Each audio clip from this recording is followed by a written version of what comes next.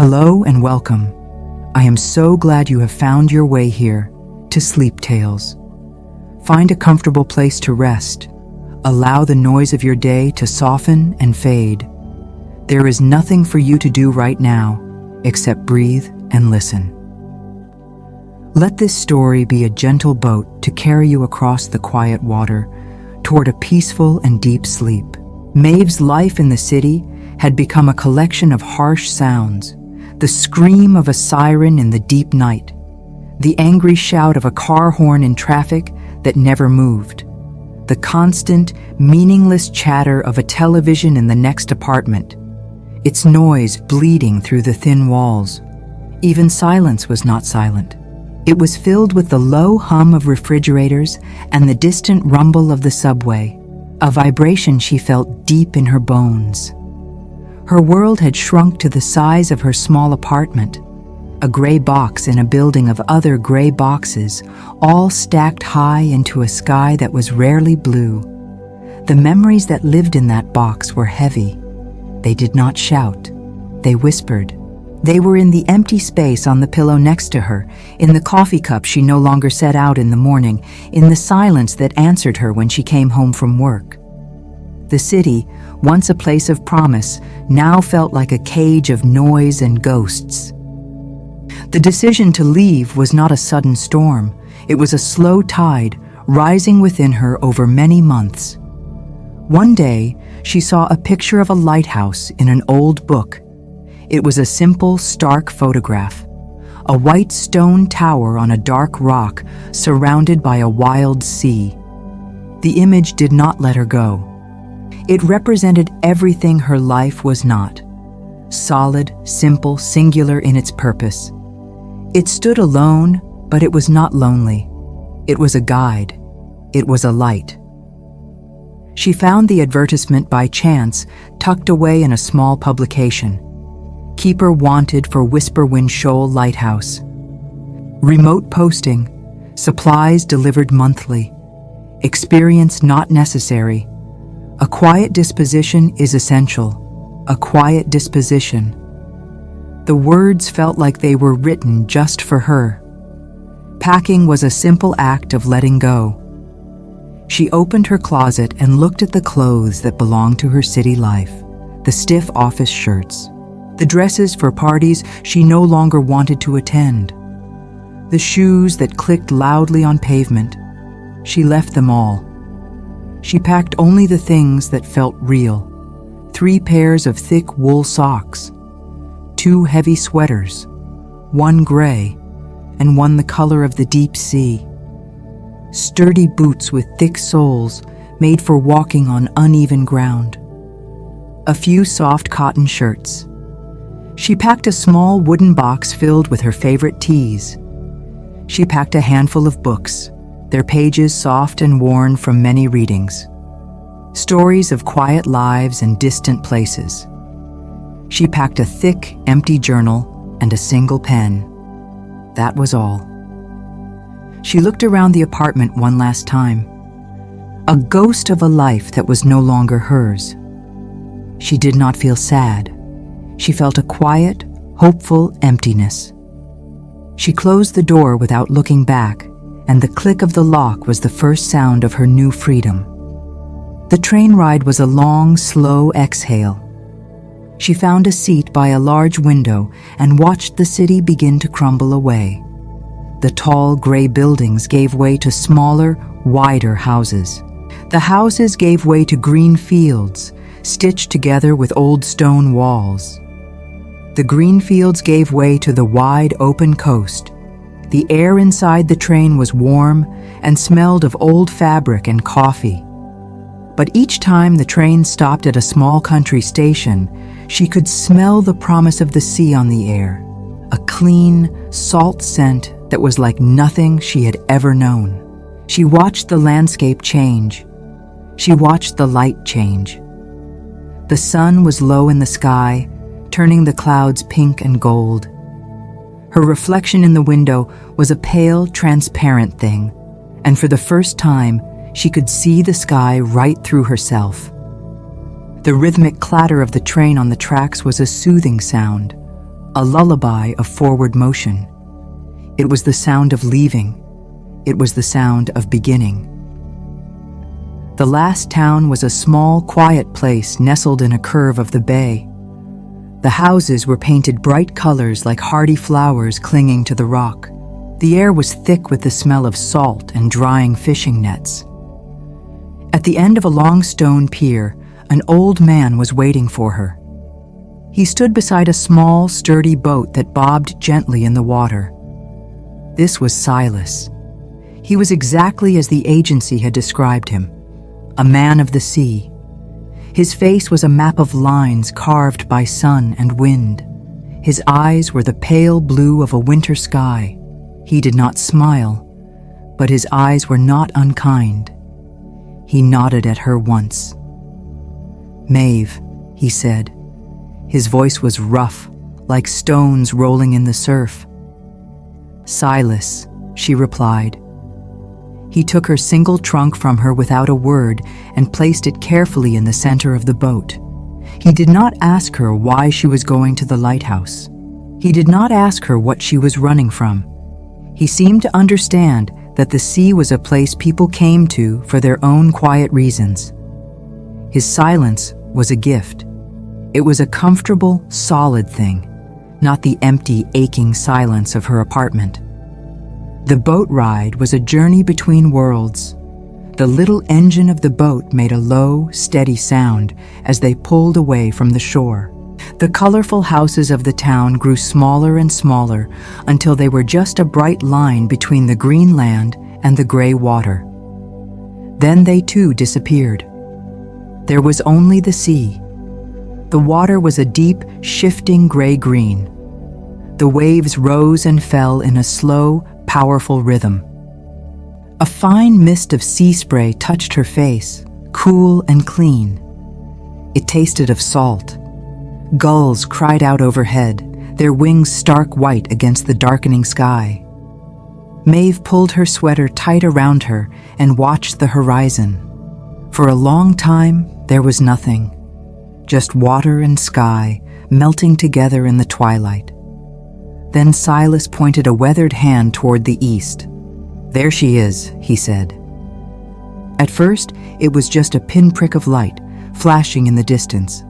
Then, as they grew closer, she could see it. A tall, white stone pillar rising from a dark shape of rock.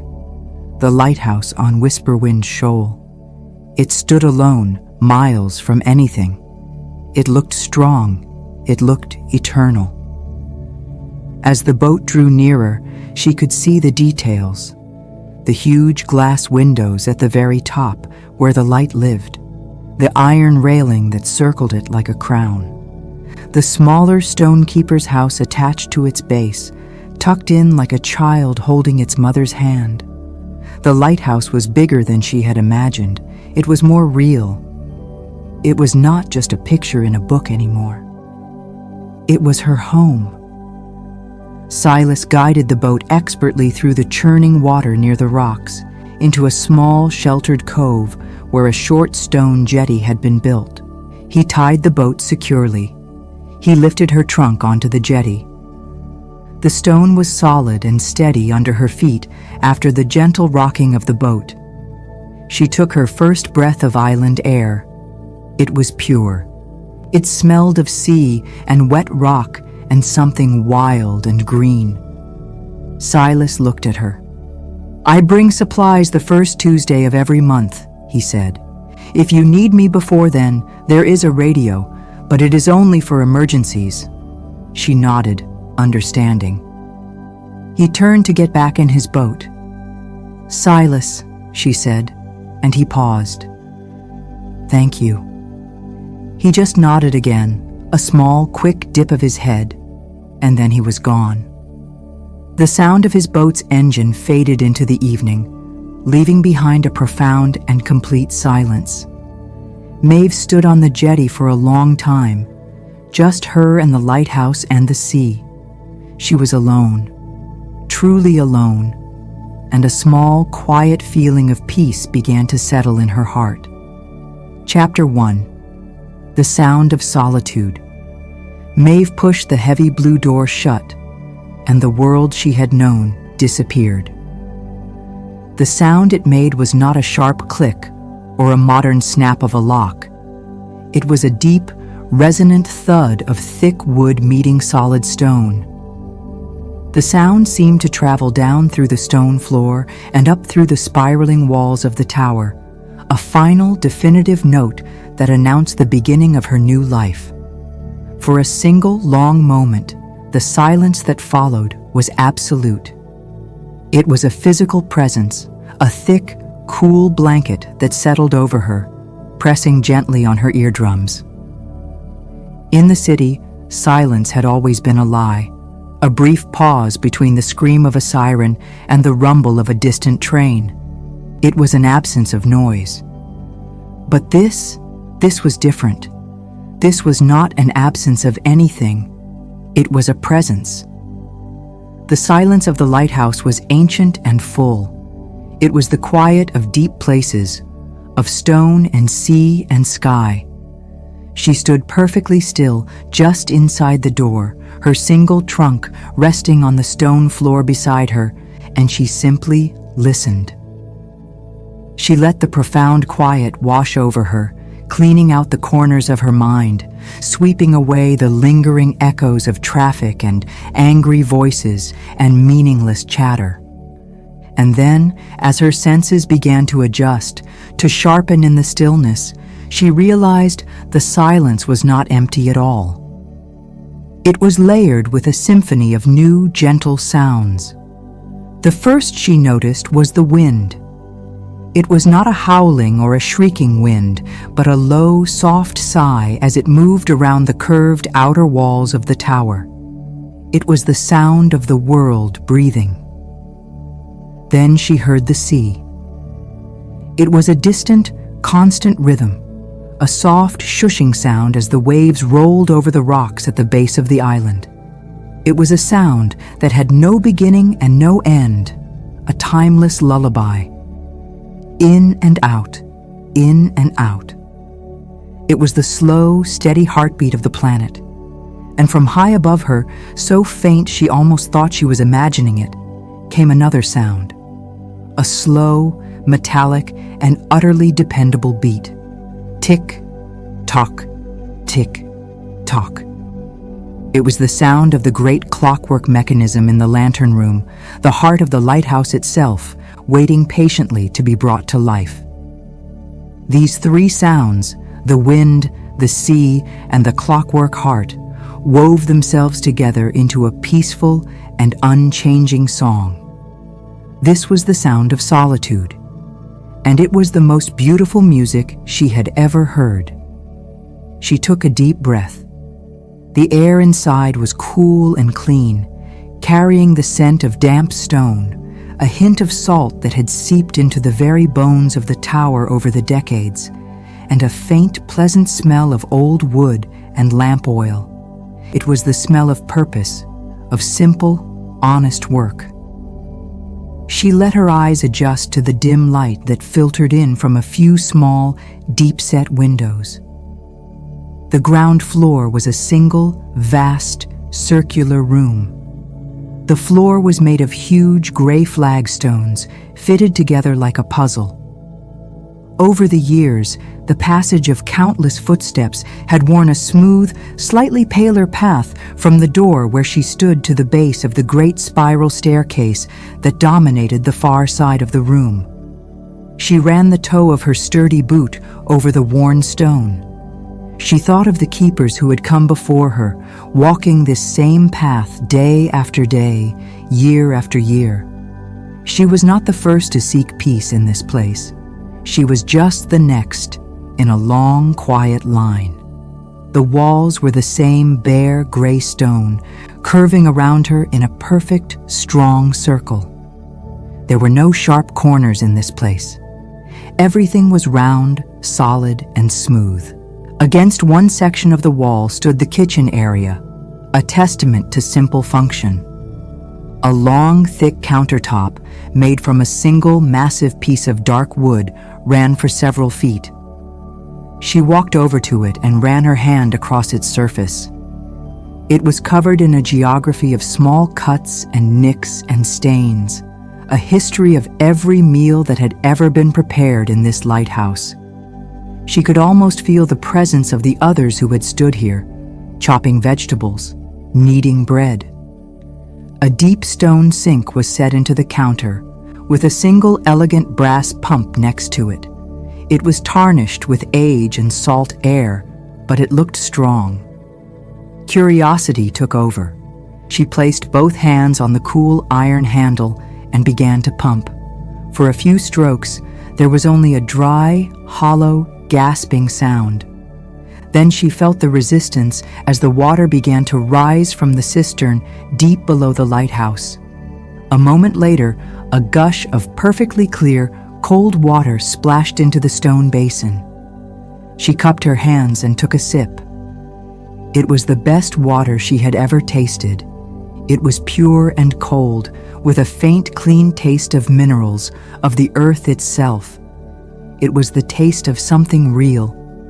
Next to the sink, a massive cast iron stove stood like a silent black sentinel. It was cold to the touch. It was a simple, powerful machine built for cooking and for providing heat. She opened its heavy iron door and looked inside. The firebox was swept clean, ready for a fire. She could easily imagine this stove on a cold winter night, its belly full of red, glowing coals, throwing out a wave of comforting heat that would fill the entire room, the air smelling of wood smoke and hot metal. It was a center of warmth, a hearth. Further along the wall, simple, sturdy shelves had been built into the stone itself. They were stocked with the basic provisions that would sustain her. Large sacks of flour and rice and oats, tins of beans and tomatoes and fish, jars of dried herbs and salt, and a large canister simply labeled tea. It was all simple, honest food. Nothing was frivolous. Everything had its purpose, to provide warmth and strength and comfort. Seeing it all there, so neatly arranged, gave her a profound sense of security. She would not be hungry here. She would be taken care of. In the center of the vast, circular room stood a simple, heavy wooden table and two straight-backed chairs. The wood of the table was almost the same color as the countertop, dark and rich with age. She pulled out one of the chairs. The sound of its legs scraping on the stone floor was loud in the quiet room. She sat down for a moment, placing her hands flat on the table's surface. It was solid, unmoving. It had been here for 100 years, and it would be here for 100 more. This was a place of permanence, a place to be still.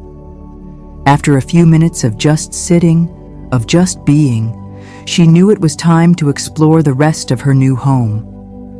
She left her trunk by the table and walked across the worn stone path to the base of the staircase. It was a magnificent thing, a spiral of stone steps that seemed to flow up the inside wall of the tower, disappearing into the shadows above. There was no fancy banister, only a thick, heavy rope, smooth and worn from the grip of many hands, that was anchored to the stone wall. She placed her hand on the rope and took her first step up. The stone was cool and solid beneath her boot. Her footstep made a soft, flat sound that echoed slightly in the tall, cylindrical space. Up and up she went, her hand sliding along the smooth, familiar rope. The staircase turned in on itself, a steady, gentle spiral. With each step, she felt as if she were moving further and further away from the world below, ascending into a different realm. Small, deep-set windows, like the portholes on a ship, were cut into the thick wall at intervals along the staircase. Each one was a small, framed picture of the outside world. She paused at the first one. It offered a view of the dark, wet rocks at the base of the island, where white foam from the waves churned and danced. It was a picture of raw, beautiful power. She climbed higher. The next window looked out onto the vast, gray-green expanse of the sea itself. The water stretched out to the horizon, a huge breathing thing. There were no boats, no other islands, nothing but the endless movement of the water. She climbed higher still. The third window she passed was higher up, and from it she could see only the sky. The sun was setting, and the clouds were painted in soft, gentle shades of pink and orange and pale violet. Each window offered a different perspective, a different piece of her new reality. The rock, the sea, the sky. That was her whole world now, and it was enough. It was more than enough. Halfway up the tower, the staircase came to a small, level stone landing. There was another door here, made of the same heavy wood as the one below. This one, however, had a small, tarnished brass knob. She turned it, and the door swung inward silently, revealing the living quarters. She stepped inside, and the feeling was immediately different. While the kitchen below felt vast and functional, this room felt like a sanctuary, a nest. It was another circular room, but much smaller and cozier. The air in here was warmer, less filled with the cold scent of stone. A simple bed was built directly into the curve of the wall, fitting perfectly into the space. It was covered with a thick, heavy wool blanket, the color of oatmeal. She walked over and pressed her hand into the mattress. It was firm and simple. She knew she would sleep more deeply here than she ever had in her soft, complicated city bed. Next to the bed, a single armchair sat facing the room's main feature. It was an old chair, its fabric a faded blue, the arms worn smooth and dark with time. It looked like the perfect chair for sitting and thinking, or for sitting and not thinking at all. It sat before a large, magnificent window. Unlike the small portholes on the stairs, this window was wide and tall, made of a single thick pane of curved glass. It provided a breathtaking panoramic view of the sea and the horizon. This view would be her constant companion. It would be her television, her art, her clock. She would watch the sun rise out of the water from this window. She would watch storms roll in. She would watch the moon lay a silver path across the dark waves. The sea was not just something to be looked at. It was something to be with. This window understood that. Against another part of the curved wall, a small stone fireplace was built, its hearth swept perfectly clean. She could imagine the simple joy of building a small fire in here on a chilly evening, the crackle of the wood and the dancing orange light making the circular room feel like the safest place on earth. And next to the fireplace was perhaps the most beautiful feature of the room. A bookshelf was built directly into the stone wall, the shelves themselves made of thick planks of driftwood, sanded smooth, but still retaining their wild, organic shapes. The shelves were full of books, old books with faded cloth and leather spines. Their titles were hard to read in the dimming light, but she could make out a few. Moby Dick, Poems of the Sea, A Manual of Coastal Birds.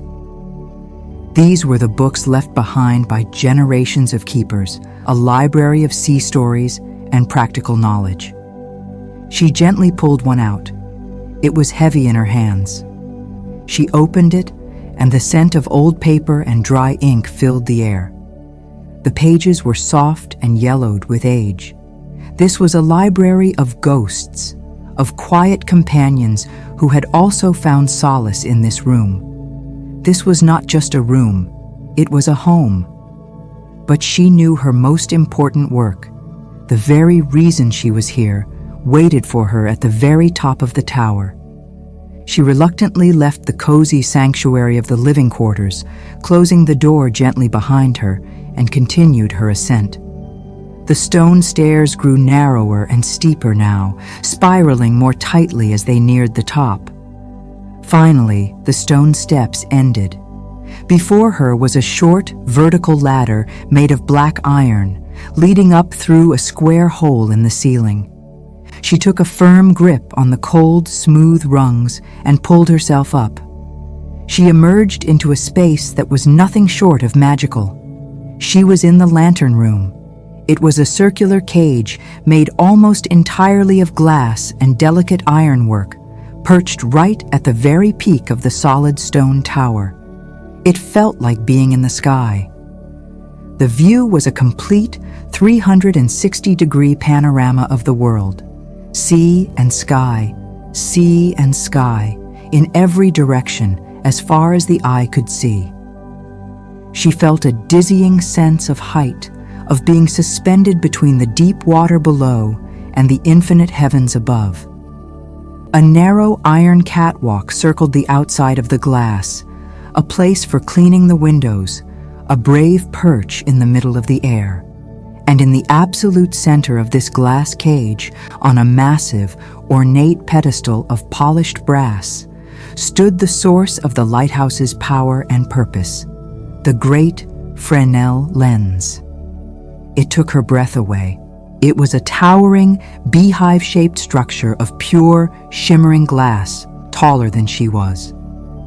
It was not a single piece of glass, but a complex, beautiful assembly of hundreds of precisely cut glass prisms, all held together in a delicate framework of gleaming brass. It was a masterpiece of science and art, designed with a single noble purpose: to gather the light from a simple lamp and transform it into a single powerful beam that could cut through miles of darkness and fog. Even in the fading twilight, the lens seemed to gather all the available light from the sky and amplify it, glowing with a soft internal fire. Tiny rainbows danced in its depths. It was profoundly beautiful, a jewel the size of a man. Beside this magnificent glass sculpture stood the machine that gave it motion. The clockwork mechanism. It was a forest of intricate brass gears, polished levers, and coiled springs, all connected to a system of heavy weights that hung on long cables down a central shaft in the tower. This was the source of the sound she had heard from below. The slow, steady tick-tock came from a large, swinging pendulum that regulated the device's speed with perfect precision. It was a giant, beautiful clock. But instead of moving hands, it turned this entire massive lens. She looked at the intricate gears, the polished brass, the sheer, beautiful complexity of it all. Like everything else in the lighthouse, it was built to last. It was built to be dependable. She found a small metal box bolted to the wall. Inside, laminated and protected from the damp sea air, were the instructions for operating the light. The handwriting was old and elegant, a looping cursive script from a time long past, but the instructions were simple, clear, and direct. As the last sliver of the sun dipped below the horizon, plunging the world into a deep, velvety twilight, she began her first duty as the keeper. She took a can of clean, clear paraffin oil. Its smell was clean and slightly sweet. She carefully unlatched a small door in the base of the lens and filled the central lamp, a large font with a wide, flat wick. She trimmed the wick with a small, specialized pair of scissors, ensuring the edge was perfectly flat and clean to produce a bright, smokeless flame. Next came the winding of the clockwork. She found the large crank. It took all her strength to turn it, to slowly, carefully winch the heavy weights from the bottom of the tower back up to the top. The sound of the chains and gears was loud and satisfying in the quiet room. It was the sound of potential energy, of stored power, waiting to be released. When everything was ready, she took a deep breath. She struck a single long match against the side of the box. The flare of the flame was brilliant in the dimming room. She carefully lit the wick of the lamp. A small, gentle orange flame bloomed in the heart of the great lens. She slowly turned up the wick, and the flame grew, becoming a steady, brilliant white light. Instantly, the thousands of prisms of the lens caught the light. The entire lantern room was flooded with an intense, beautiful radiance. She had to shield her eyes. The light was no longer just a small flame. It had been transformed by the magic of the glass into something powerful and immense. Finally, she reached for a long, polished wooden handle. It was the brake for the turning mechanism. She pulled it down. With a soft click and a low, musical whirring sound, the beautiful machine came to life. The great lens, all 2 tons of glass and brass, began to slowly, silently, gracefully rotate. She stepped back, her heart full of a quiet awe, and watched. The massive, concentrated beam of light, a solid pillar of pure white, began its slow, majestic sweep across the darkening sea. It moved with an unhurried, steady grace. It lit up the waves, turning their crests to silver for a moment before moving on. Light, then a period of profound darkness, then light again. A silent, powerful pulse, a message of hope and guidance sent out into the vast, empty night. She watched it circle once, twice, 3 times. It would do this all night, every night, while she slept. It was her duty, but it felt like a privilege. She was a partner in this simple, profound act of watching over the world. Feeling a deep sense of peace and purpose, she made her way back down the iron ladder and the long, spiraling stone stairs.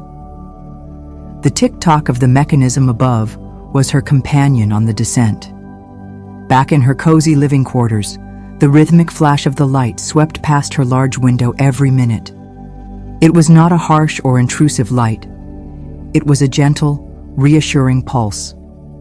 The room would be softly illuminated for a few seconds, throwing the shadows of the chair and the desk into sharp relief, and then it would be plunged back into a soft, comfortable darkness. It was a rhythm she could feel in her bones, a slow, steady breath. She opened her trunk and began to unpack her few belongings. The process was not a chore. It was a quiet ritual. She folded her 2 heavy sweaters and placed them in the small wooden chest of drawers. The scent of cedar filled the air as she opened it. She placed her collection of soft cotton shirts next to them. She arranged her small box of teas on the little shelf by the fireplace. She put her worn books on the desk, their familiar spines a comforting sight. Lastly, she took out the thick, empty journal and the single pen. She opened the top drawer of the desk and placed them inside. That space was for future thoughts, for the person she was becoming, not the person she had been. When the trunk was empty, she pushed it under the bed. Her few possessions looked small and humble in the room, but they were all she needed. Everything had its place. Later that evening, feeling a gentle, honest hunger, she went back down to the ground floor kitchen. The great beam from above swept across the small windows as she descended, sending fleeting ghosts of light dancing across the stone walls. In the vast, quiet kitchen, she lit a single small lamp, its soft yellow glow pushing back the deep shadows. She opened a tin of simple tomato soup and heated it slowly on the cast iron stove, using a small burner fueled by a canister of gas. The sound of the soup bubbling gently was a warm, homey sound in the cavernous room. She poured it into a thick pottery bowl and sat at the great wooden table to eat. She ate slowly, mindfully. She could taste the simple flavor of the tomato. She could feel the warmth of the soup spreading through her. Outside, the wind sighed. The waves washed against the shore. Above, the light turned. She was a tiny point of warmth and life inside this great, strong tower of stone, and she had never felt less alone in her entire life. After her meal, she washed her bowl and spoon using the cold, clean water from the pump. She dried them and put them away on the shelf, ready for the morning. Finally, weary from her long journey and the powerful emotions of the day, she climbed the stairs one last time to her room. She changed into her simple sleeping clothes and washed her face in a basin of cold water. The water was bracing, washing away the last remnants of her old life. She slipped into the simple bed. The mattress was firm, the sheets were crisp and cool, and the heavy wool blanket was a comforting weight upon her. She lay on her back and watched the ceiling. Every minute, the beam of light swept past, and the room would fill with a soft, silent flash. Light. Darkness. Light. Darkness. It was the rhythm of a slow, sleeping breath.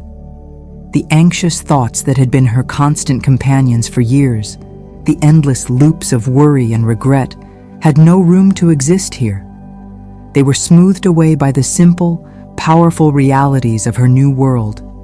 The solid stone around her, the vast sea outside, the steady turning light above. She closed her eyes, listening to the gentle song of the lighthouse. The sigh of the wind, the hush of the waves, the tick-tock of the great clockwork heart. And for the first time in a very, very long time, Maeve fell into a deep, dreamless, and profoundly peaceful sleep. She was the keeper of the light, but tonight she knew the light was the keeper of her. Chapter 2. Echoes in the Keeper's Log. Maeve woke slowly, not to the sharp scream of an alarm clock, but to a gentle and persistent light. A soft gray light filled her small, circular room, the kind of light that exists only in the moments just before the dawn. For a long moment, she lay still under the heavy wool blanket, simply existing in the quiet. She was not in her old apartment. The air did not smell of stale city dust. It smelled of cool stone and clean, salty air. The only sounds were the distant, soft breathing of the sea and the faint, steady beat of the clockwork heart high above her. Tick, tock, tick, tock. It was the most peaceful awakening she had had in years. There was no rush. There was no place to be. There was only here. She pushed back the heavy blanket and sat up. The stone floor was cold beneath her bare feet, a clean, solid cold that made her feel instantly awake and connected to the tower. She walked to the large, curved window. The world outside was a painting of soft grays. The sea was calm, its surface like smooth, dark metal. The sky was a blanket of pale gray clouds, their edges just beginning to catch a hint of silver from the sun, which was still hidden below the horizon. There was no wind.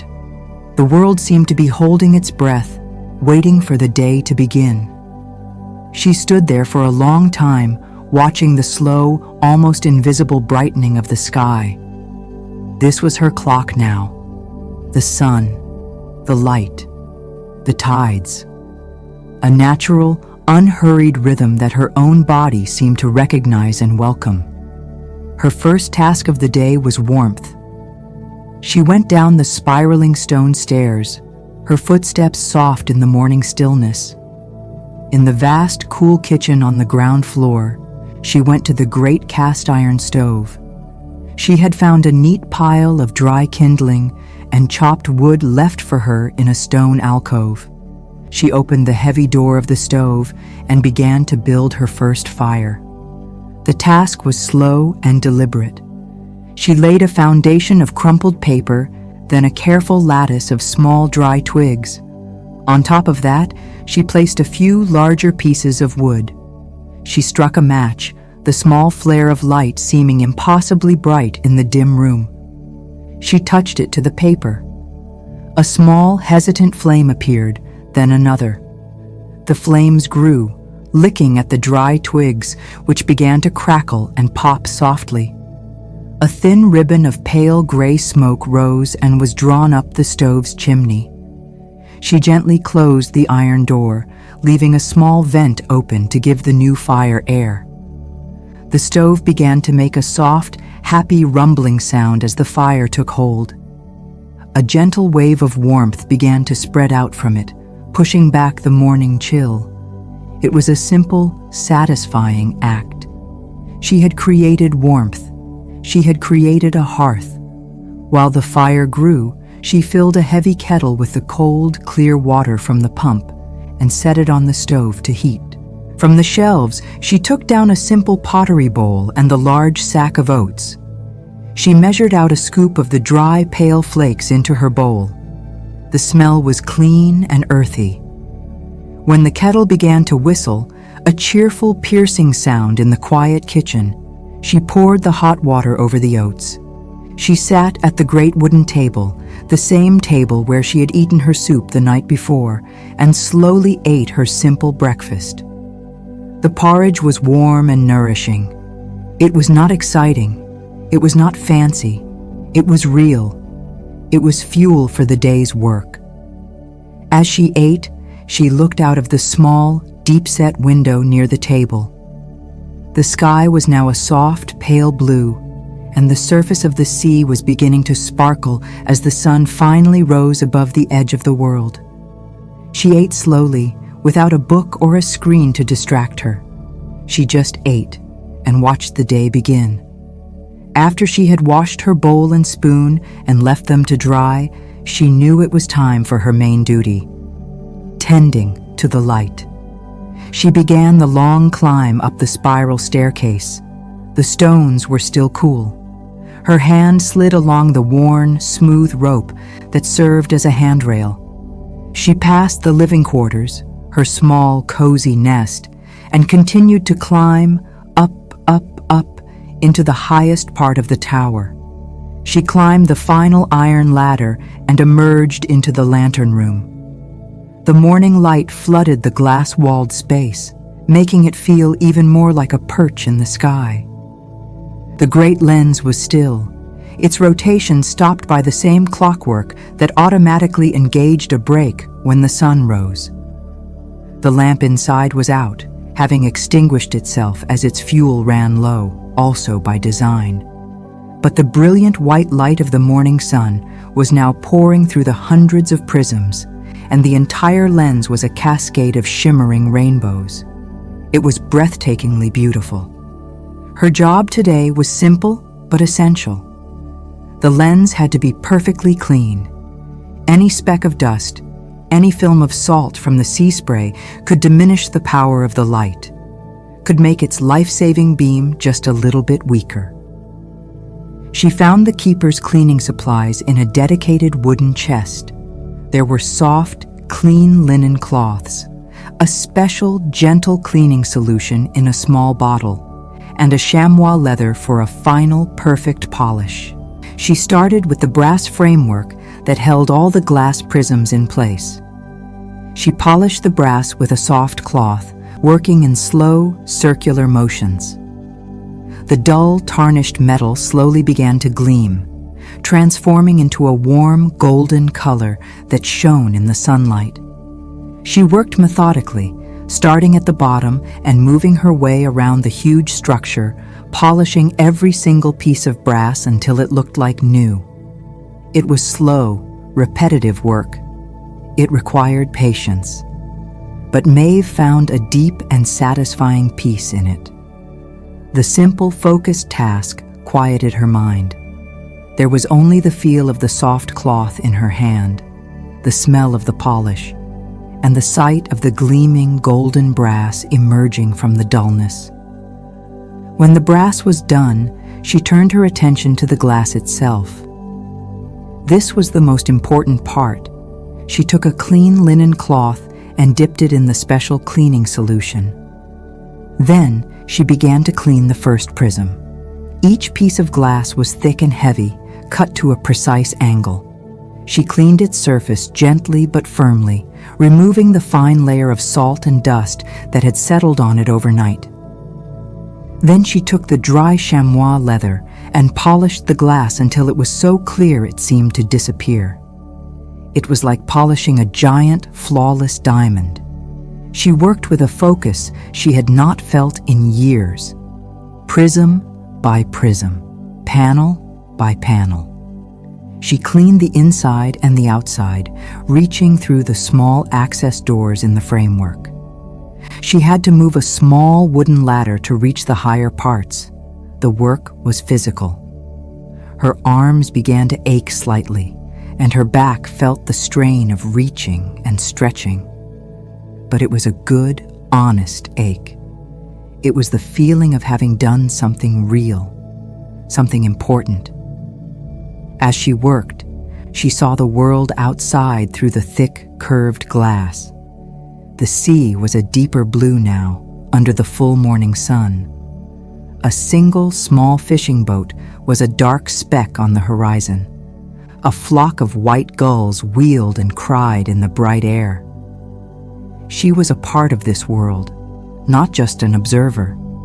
Her work was connected to that boat, to the unseen sailors upon it.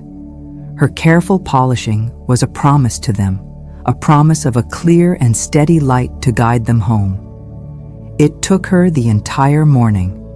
When she was finally finished, she stepped back to admire her work. The great lens was a thing of pure, radiant beauty. It shone and sparkled in the sunlight, every one of its hundreds of facets perfectly clear, ready for the night to come. A deep sense of satisfaction filled her. In her old life, her work had been abstract, a series of tasks on a computer screen that felt disconnected from the real world. But this was different. She could see the results of her work right in front of her. She could feel it in her tired muscles. She had made something better. She had cared for something important. She had done her job. In the afternoon, she attended to her other duties. She made her way back down the stairs to her living quarters. On the wall near the desk was a set of weather instruments. They were old and beautiful, made of polished wood and gleaming brass. There was a barometer to measure the pressure of the air, a thermometer to measure the temperature, and a hygrometer to measure the moisture in the air. She had a small, simple manual that explained how to read them. She tapped the glass of the barometer gently with her finger. The needle quivered and then held steady. The pressure was high, the book told her. That meant fair weather was likely to continue. She noted the temperature, cool but not cold, and the humidity, low for a place surrounded by so much water. These instruments were her connection to the subtle changes in the world around her. They helped her to understand the mood of the sky and the sea. They were another part of the slow, observant life she was beginning to build. She looked out her large window. From here, she could see the weather vane on the very top of the lantern room roof. It was a simple arrow shape, cut from metal. It was pointing steadily to the northwest. The wind was coming from the land, bringing the clear, dry air she was measuring on her instruments. Everything was connected. Her days began to fall into this simple, comforting rhythm. She would wake with the dawn light. She would make a fire and a simple breakfast. She would spend her mornings high in the lantern room, caring for the light. She would polish the brass, clean the lens, and check the clockwork mechanism, ensuring every gear was moving smoothly. Her afternoons were for other tasks. She would check the weather instruments. She would sweep the stone floors of the tower, the soft whisking of the broom a pleasant domestic sound. She would make simple meals, learning to bake a dense, heavy bread from the flour she had in storage. The smell of baking bread would fill the entire ground floor, a warm, comforting scent that made the stone tower feel even more like a home. And every evening, as the sun began to dip toward the horizon, she would perform the most important ritual of all. She would climb the stairs to the lantern room, light the great lamp, and release the brake on the mechanism. She would watch the great silent beam of light begin its nightly journey across the sea. It was a ritual that connected her to every keeper who had come before her, a sacred and unchanging duty. The physical work was grounding. It tired her body in a way that helped to quiet her mind. The constant racing thoughts that had once plagued her began to slow down. The heavy weight of sadness in her chest began to feel a little lighter. She was not just hiding from her old life.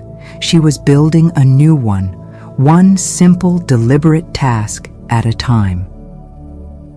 One afternoon, a week after she had arrived, a persistent gray rain began to fall.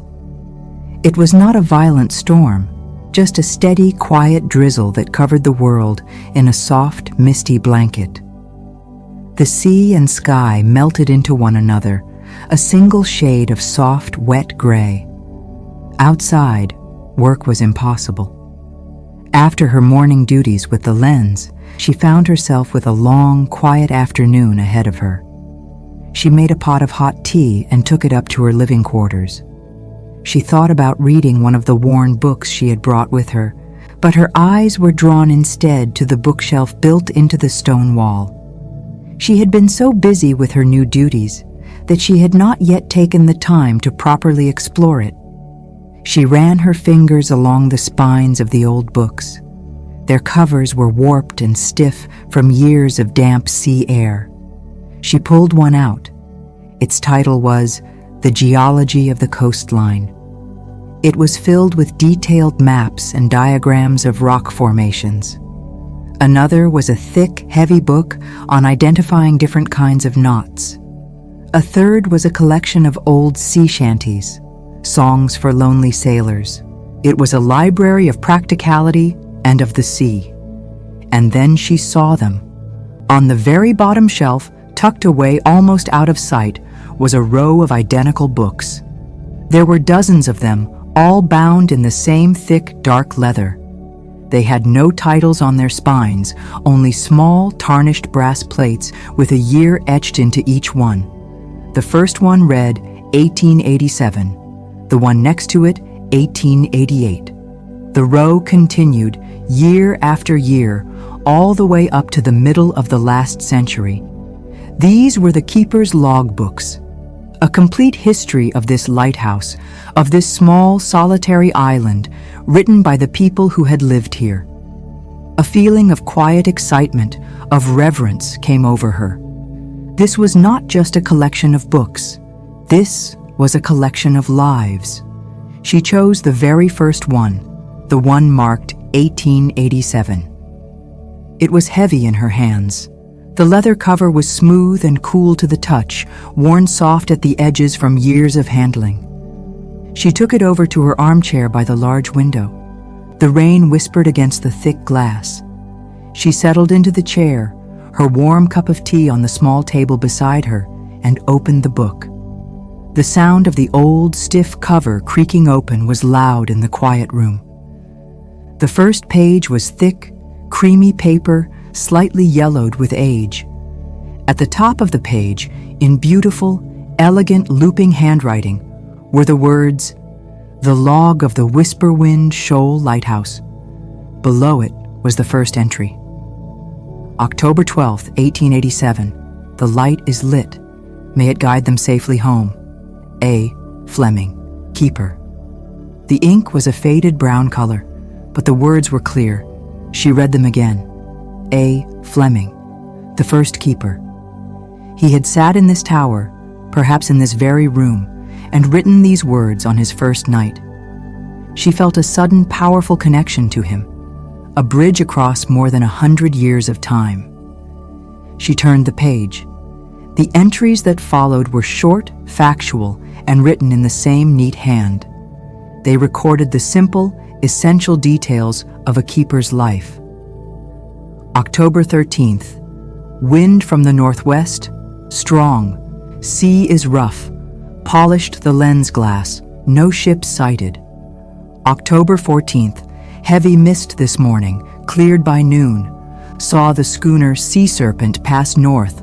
All is well. October 15th. Repaired the wick mechanism. Refilled the oil.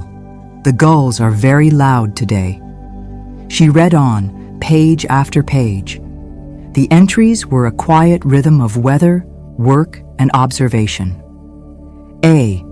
Fleming did not write about his feelings. He did not write about being lonely. He wrote about the wind and the sea and the light. His world was one of practicalities, of duties performed. And yet, through the simple, sparse words, Maeve began to get a sense of the man. He was methodical. He was diligent. He was observant. He found a quiet satisfaction in his work. He was a man who understood the importance of routine, of reliability. Maeve felt a kinship with him. She was living his life, performing his same duties. She spent the entire rainy afternoon reading. When she finished the first logbook, she went back to the shelf and took the next one, 1888. The handwriting was the same. The rhythm of the entries was the same. The seasons changed in the pages of the book. She read about long, cold winters when storms would rage for days, and the keeper would have to venture out onto the slippery rocks to chip ice away from the lower windows. She read about calm, warm summers when the sea was as flat and blue as glass, and the keeper would fish from the rocks for his dinner. Slowly, through the steady accumulation of these simple daily details, a life was built. She felt as if she was getting to know A. Fleming. She felt his quiet pride when he wrote, "The light has never failed." She felt his relief when a long storm finally broke. She was living his life in reverse, page by page. She continued to read through the logbooks over the next several days, whenever she had a quiet hour in the afternoon or evening. After several years, the handwriting changed. A new keeper had arrived. His name was Thomas Croft, and his handwriting was less elegant, more of a strong, simple script. His entries were even shorter than Fleming's. Wind west, sea calm, cleaned lens, ship passed. He seemed to be a man of very few words. But then Maeve began to notice something else. In the margins of the pages, Thomas Croft had started to draw. They were small, incredibly detailed sketches done in the same ink as his entries. He drew the birds he saw from the lantern room. A gannet, frozen in a steep dive towards the water. A puffin with its comical, colorful beak. A cormorant, its wings spread wide to dry in the sun. He was a talented artist. His drawings were full of life and character, a stark contrast to his terse, factual entries. Maeve would spend long minutes just looking at a single sketch, marveling at the detail in a feather, the intelligent look in a bird's eye. This silent, practical man had a secret life, a hidden well of beauty and artistry that he expressed in the margins of his work. She imagined him, high in the lantern room, watching the birds for hours, patiently waiting for the perfect moment to capture them with his pen. She moved on to the next set of logbooks. The keeper after Thomas Croft was a woman. Her name was Eleanor Vance. Her handwriting was a surprise, a bold, confident scrawl that filled the page. Eleanor wrote more than the men who came before her. She described the colors of the sunset. She wrote about the sound of the foghorn on misty nights. And she wrote about food. Tucked in among the weather reports and the maintenance records, Eleanor wrote down recipes. Sea grape jam, one was titled. First, Gather the sea grapes from the low rocks at the south end of the island. They are best after the first cool spell in autumn. She went on to describe in simple, clear language how to cook the fruit down with sugar to make a dark, sweet jam. Another entry was a recipe for a hearty fish stew made with mussels gathered from the rocks at low tide. Maeve smiled as she read. She could almost smell the jam cooking, could almost taste the warm, savory stew. Eleanor had not just survived in this isolated place. She had made it a home. She had found ways to create comfort and pleasure from the simple, wild things the island offered. Maeve felt a growing sense of community. These people, long dead, were becoming her companions. A. Fleming, the diligent founder, Thomas Croft, the silent artist, Eleanor Vance, the resourceful homemaker. They had all lived in this room, slept in this bed, looked out this same window. They had all felt the power of the storms and the peace of the calm summer days. They had all understood the profound responsibility of keeping the light burning. She was not just a replacement for them. She felt like their successor, a new link in a long, unbroken chain. The lighthouse was not just a stone tower. It was a vessel filled with the quiet, persistent echoes of the lives that had been lived within its walls.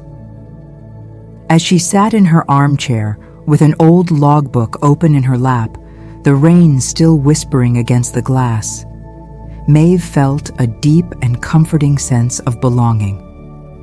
Her solitude was not an emptiness.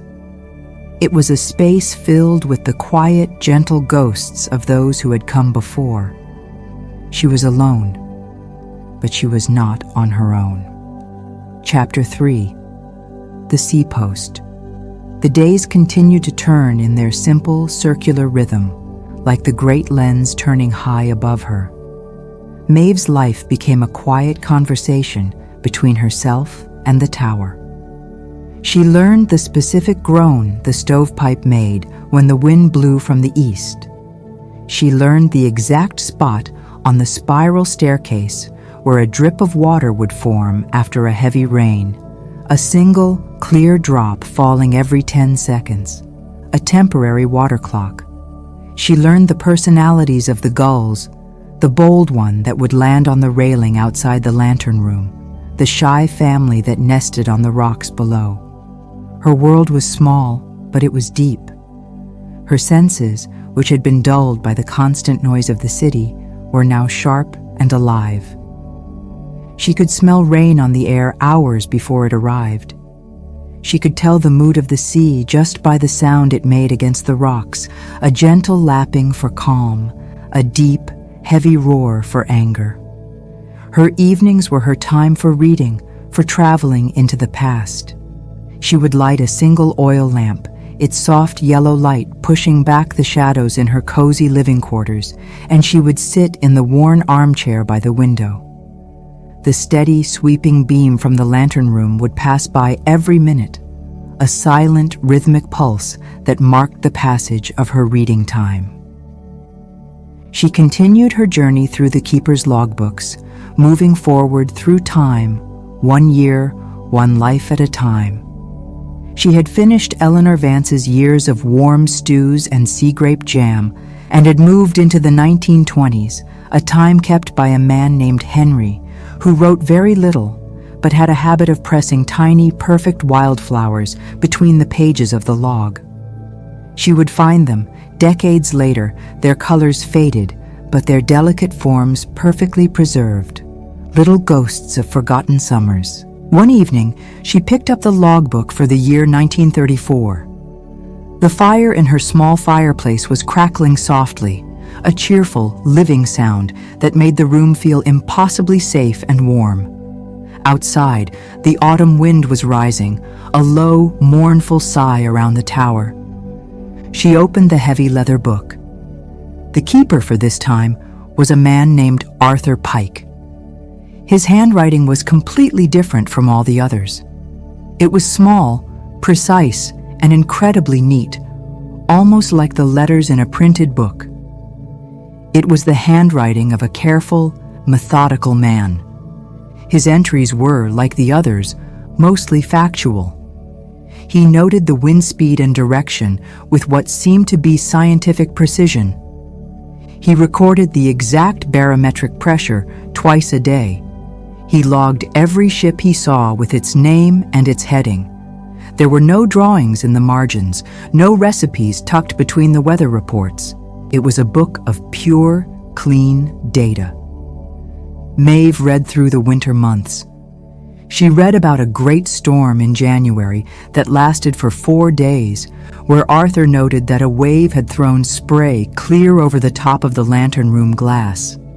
She read about the long, quiet days of February, where the sea was often frozen in a slushy gray plate near the shore. She was turning a page into the early spring, into an entry for a calm, clear day in April, when she saw it. The entry for April 12th, 1934, was as neat and precise as all the others. Wind light from the south, sea calm, barometer rising, cleaned and polished the lens mechanism, saw the fishing trawler Star of Hope pass east at noon. And then, at the very bottom, a single, unusual sentence.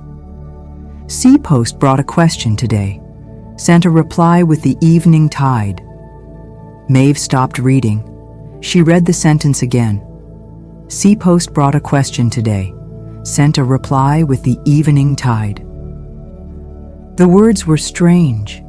They did not fit with the rest of Arthur Pike's precise scientific entries. Seapost. What could that mean? The post, the mail, was brought by Silas on his boat once a month. That was the only connection to the mainland. How could the sea itself bring post? And how could one send a reply with the tide? The questions hung in the quiet air of the room. She looked out the large curved window. The moon was rising, and its pale light was laying a shimmering silver path across the dark, restless water. The tide was coming in, the waves washing higher and higher on the rocks below. The sea was a vast, mysterious thing. Could it really carry messages? The idea was strange, almost like something from a fairy tale. It did not seem to belong to the practical world of a lighthouse keeper. She tried to imagine how it could work. Perhaps it was the arrangement with the fishermen on the Star of Hope or other boats. Maybe they would leave a package tied to a buoy for him to retrieve. But that did not seem right. The entry said the seapost brought a question, not that a boat had. And the reply was sent with the tide, not with another boat. It was a puzzle, a small, quiet mystery tucked away in a 70-year-old book. She closed the logbook, her finger marking the page. The neat, precise handwriting of Arthur Pike seemed to hold a secret. The thought of it, the quiet puzzle, was a small, warm coal in her mind. It was a question that did not demand an immediate answer. It was a question to be lived with, to be pondered in the quiet hours. The next day, as she went about her duties, the words seapost followed her. As she polished the great lens in the bright morning light of the lantern room, she looked down at the vast expanse of blue-green water that surrounded her small island. The surface of the sea was in constant motion, currents and tides moving in invisible patterns. It was a powerful engine. It could certainly carry things for long distances. A piece of driftwood, a lost fishing float, a message in a bottle. The thought came to her suddenly, a message in a bottle. It was a romantic, old-fashioned idea, something from the books she had read as a child. Could it be that simple? Could the serious, scientific Arthur Pike have been involved in something so whimsical? Her curiosity, once a small, quiet seed, began to sprout. It was not a frantic, urgent feeling. It was a slow, gentle unfolding, like everything else in her new life. She decided to look. She was not sure what she was looking for. A clue, an explanation, something that would make sense of those 7 strange words. She started her search that afternoon in her living quarters. The room was so simple, so bare, that it seemed impossible it could hold any secrets. But it had been the home of keepers for over 100 years. Lives had been lived within these curved walls. Secrets could have been kept. She began with the most obvious place, the desk. It was a simple, sturdy piece of furniture made of dark, heavy wood. It had 3 drawers. She opened the top one. It was empty except for the new blank journal and the single pen she had placed there herself on her first day. She opened the second drawer.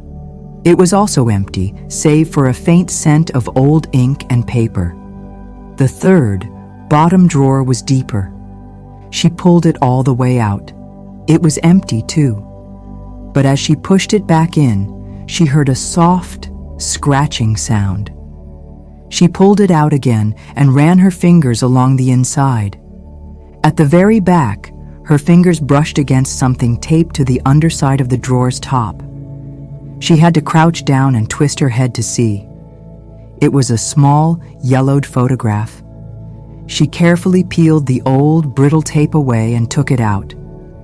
It was a picture of a man she did not know, standing proudly on the catwalk outside the lantern room. He was smiling, his face weathered by the sun and wind. He had a kind, gentle look in his eyes. On the back, in faded pencil, was a single word, Arthur. It was him, Arthur Pike, the man who wrote of the Sea Post. She looked at his smiling face. He did not look like a man who was all facts and figures. He looked like a man who might believe in the magic of sending a message with the tide. The photograph was a treasure, but it was not the clue she was looking for. She placed it carefully in her own journal, a first entry of sorts. Her search continued.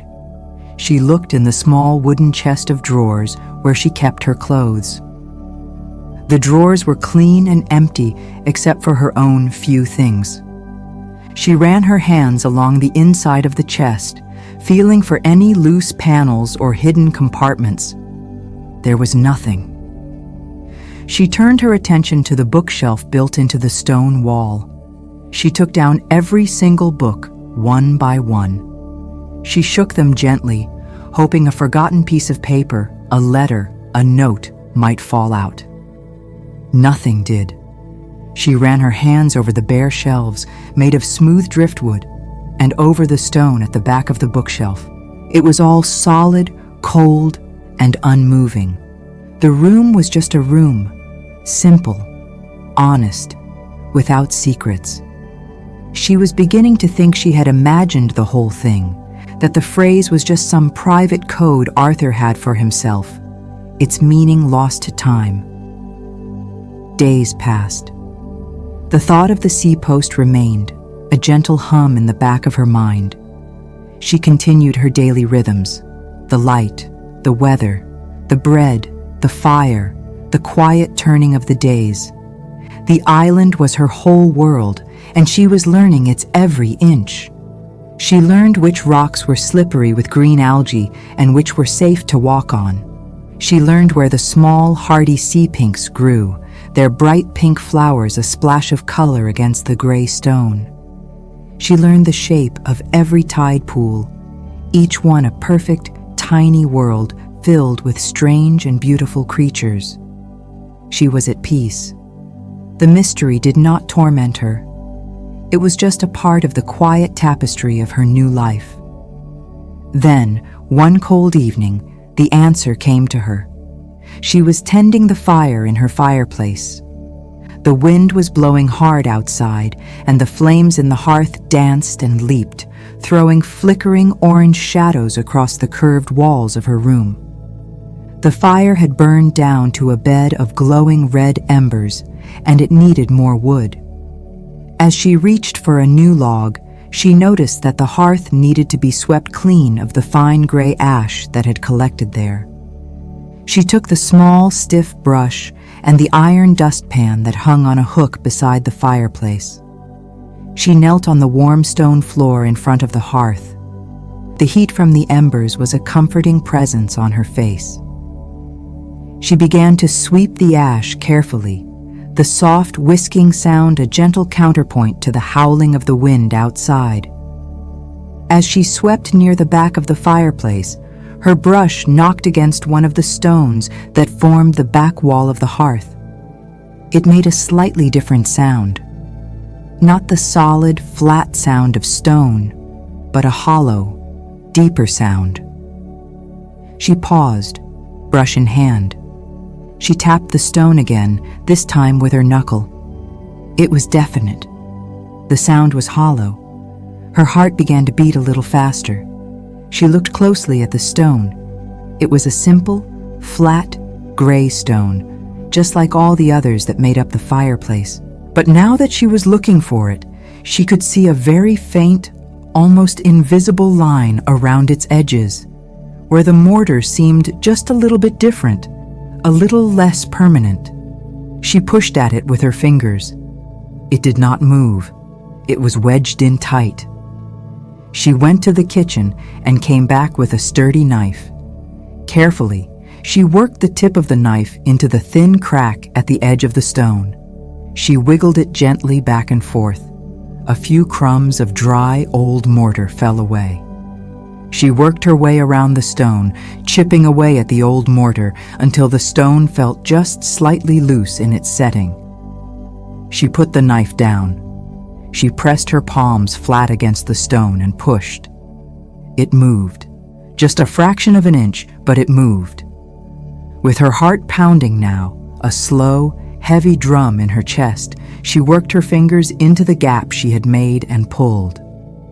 The stone slid out of the wall with a soft, grating sound of stone on stone. It was heavy in her hands.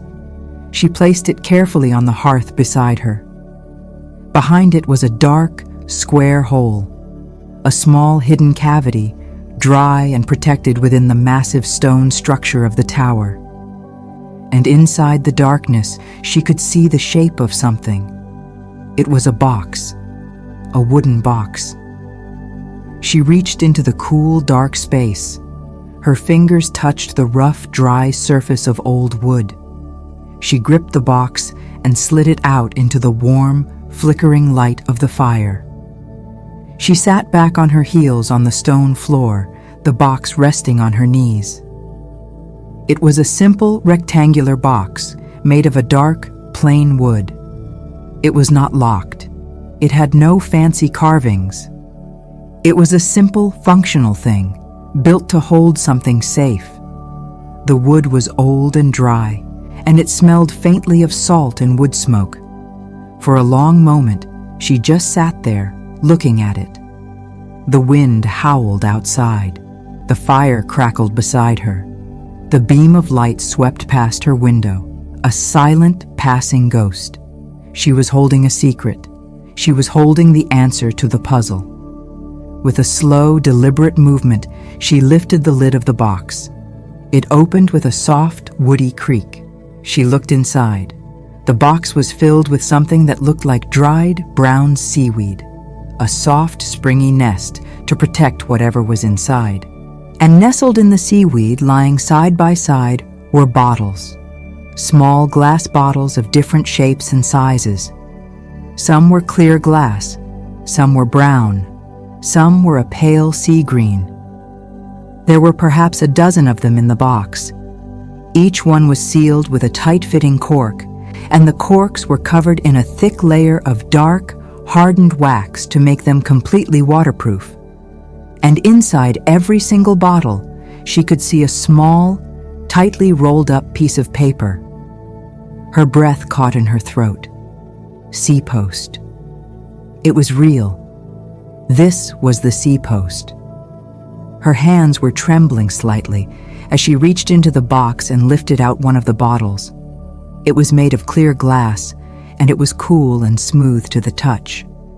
She could see the little scroll of paper inside, tied with a small piece of faded string. This was a message that the sea had delivered, and a keeper had answered. She had to know what it said. She looked at the wax seal. It was old and brittle. She used the tip of the knife to carefully chip it away. It came off in small, dark flakes. Then she worked at the cork. It was stuck fast in the neck of the bottle from years of being wedged in tight. She had to twist and pull carefully, gently, so as not to break the old glass. Finally, with a soft, breathy pop, the cork came free. A faint, musty smell of old paper and trapped salty air came from the bottle. She carefully tipped the bottle over, and the small scroll of paper slid out into her palm.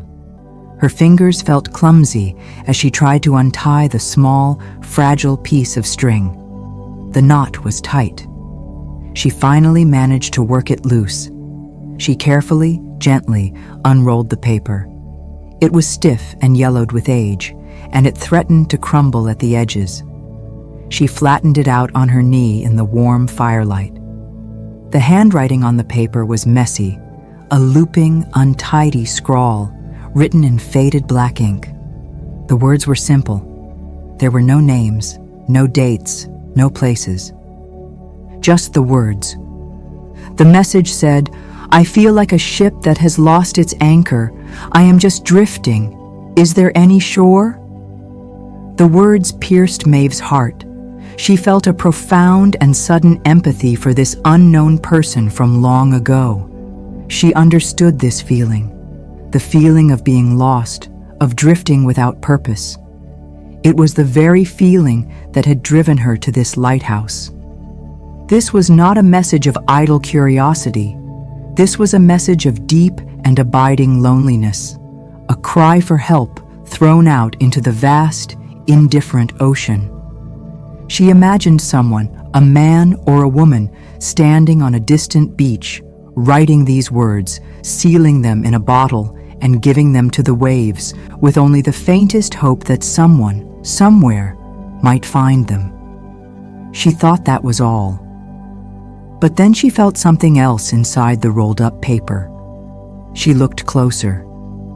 There was another piece of paper, smaller and neater, tucked inside the first one. She carefully unfolded it. The paper was different, a better quality, and the handwriting was the small, neat, precise script of Arthur Pike. This was his copy of the reply he had sent with the evening tide. She read his words, her eyes wide in the flickering light. He had written, "The shore is always there. Sometimes it is hidden by the fog, but it is always there. An anchor is not a thing you find. It is a thing you build. Build it out of small, strong things. A warm cup of tea, a song you like, the sight of a bird in flight, a job well done. These are the things that hold you steady. The light is on. You are not alone in the darkness." A wave of emotion washed over Maeve. It was a feeling of awe, of wonder, of a deep and profound connection. She looked from the lonely, desperate message to the quiet, wise, and gentle reply. Arthur Pike, the man of facts and figures, had a secret heart. He was a keeper of more than just the light. He was a keeper of hope. He had understood the loneliness of the person who wrote the message, and he had not offered easy answers or false comfort. He had offered simple, practical wisdom. He had offered solidarity. You are not alone in the darkness. This was the Sea Post, a secret, silent conversation between the lonely souls on the shore and the lonely keeper in the tower. An exchange of kindness, anonymous and pure, without any expectation of thanks or reward. It was the most beautiful thing she had ever discovered. She sat there for a long time, the two pieces of paper in her hand, the open box on her lap. The fire burned down to glowing embers. The wind continued to sigh around the tower. She looked at the other bottles in the box, each one holding its own story, its own small piece of a human heart. She felt a deep sense of reverence. This was a sacred trust, a history of quiet compassion. She carefully rolled the two pieces of paper back together, the keeper's reply tucked safely inside the stranger's question. She tied them with the faded piece of string. She slid the scroll back into the clear glass bottle. She pushed the old cork back into its neck. The secret was safe again. One by one, she lifted the other bottles, feeling their weight, imagining the stories they held. She did not open them. They were not her stories to read. They belonged to the keepers who had answered them. Finally, when she was ready, she placed the bottle she had opened back in its nest of dried seaweed. She put the lid back on the wooden box. The soft creak of the lid closing felt final, like the closing of a church door. She stood up and slid the box back into the dark, hidden cavity behind the hearth. Then she picked up the heavy stone and fitted it back into the wall. It slid into place with a soft, dusty sigh. The secret was hidden again, safe from the world. But it was not hidden from her anymore. She was a part of it now. She swept the last of the ash and the fallen mortar from the hearth, leaving it clean. She looked at the fireplace. It looked exactly as it had before. A simple, solid stone fireplace. No one would ever know what was hidden inside, but Maeve knew, and that knowledge changed everything. She was not just the keeper of the light anymore. She was the keeper of a secret tradition, a long, quiet line of anonymous kindness. She looked out the window at the dark sea. It did not look empty to her anymore. It looked full of stories, full of whispers, full of hope. And she felt a new sense of purpose settle over her, as quiet and as steady as the turning of the light. Chapter 4. The Bottle.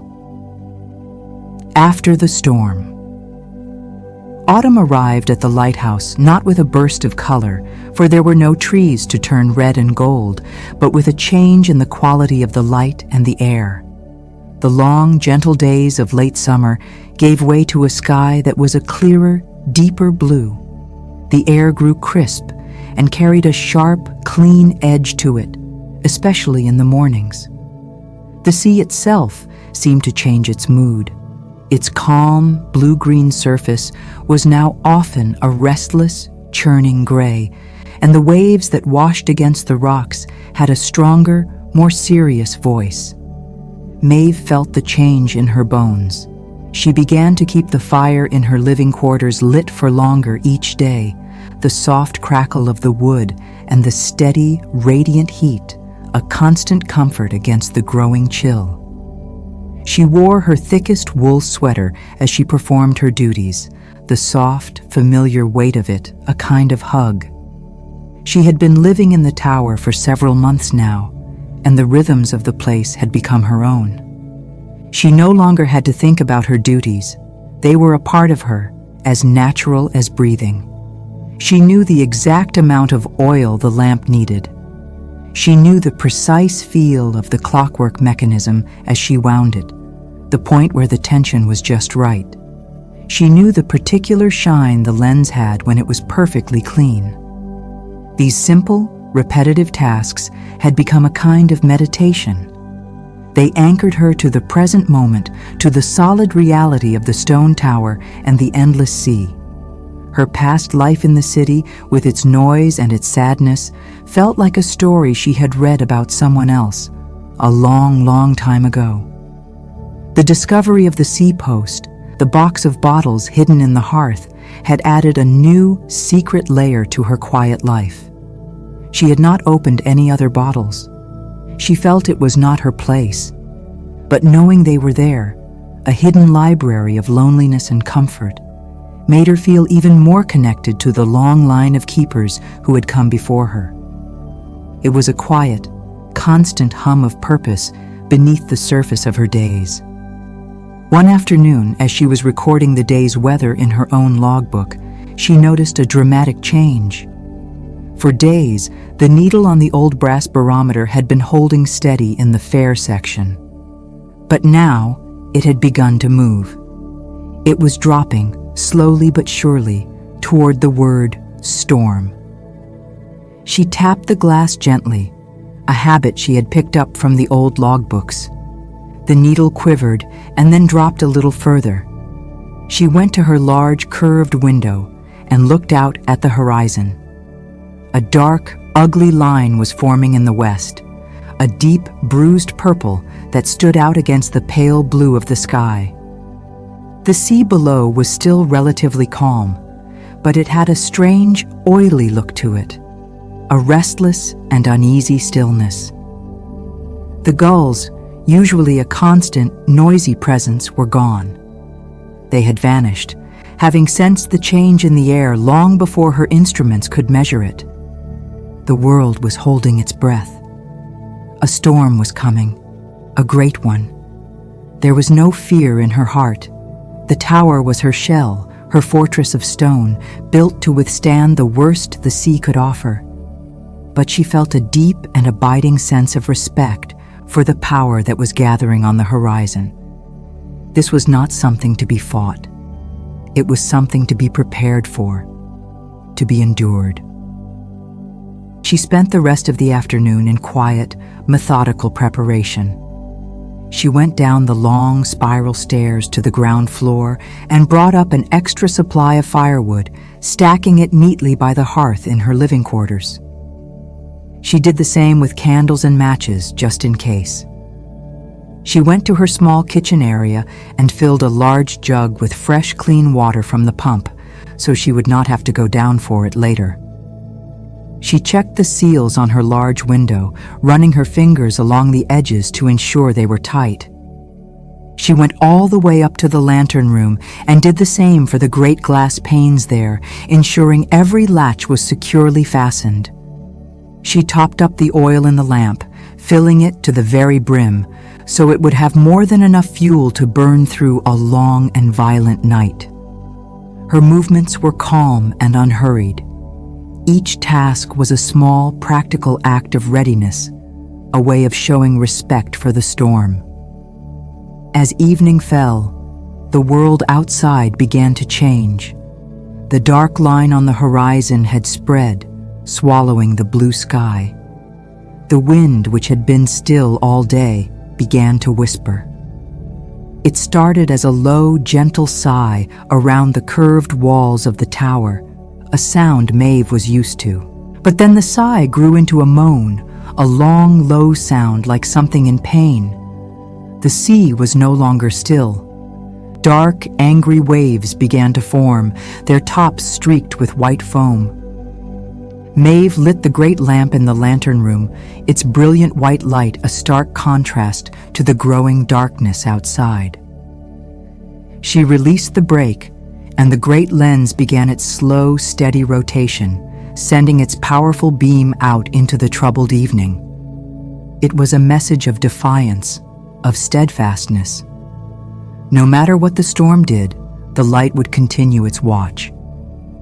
She went back down to her living quarters, her sanctuary. She lit a good, strong fire in the hearth.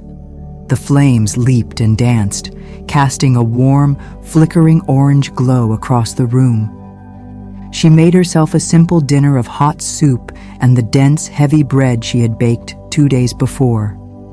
She sat in her armchair by the window, her warm bowl cupped in her hands, and she watched the storm arrive. The wind's moan grew into a deep, guttural roar. It was a wild, angry sound, the sound of a great beast. It pushed against the thick glass of her window, but the glass did not tremble. The rain began. At first, it was just a few stray drops tapping against the glass. But soon, it became a torrent, a solid, driving sheet of water that blurred the whole world outside into a gray, streaming mess. The sound of the rain was a constant, deafening drumming against the tower. And then the sea rose up to meet the sky. The waves were no longer just waves. They were mountains of black, churning water, their peaks torn into white spray by the fury of the wind. They crashed against the base of the island with a sound that was not a splash or a crash, but a deep, thunderous boom that she could feel vibrating up through the stone floor, a shudder deep in the bones of the tower. Boom. The entire tower would tremble for a second, a solid, reassuring shudder. Then silence for a few heartbeats, except for the roar of the wind and the drumming of the rain. Then boom again, as another mountain of water threw itself against the rock. Maeve sat in her warm, fire-lit room, a tiny, safe point of stillness in the middle of a world of chaos. She was not afraid. She was in awe. She felt the immense, raw, beautiful power of nature, and it made all the small human worries and heartaches that she had carried with her to this island feel so incredibly insignificant. Her sadness was a tiny, quiet thing compared to the magnificent rage of the sea. All through the night, the storm raged.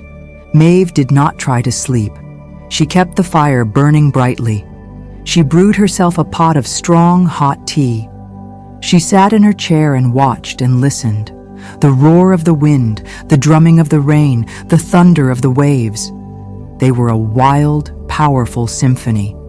And through it all, every minute, the steady, silent beam of light from the lantern room would sweep past her window, cutting a clean, white path through the chaos before disappearing again into the blackness.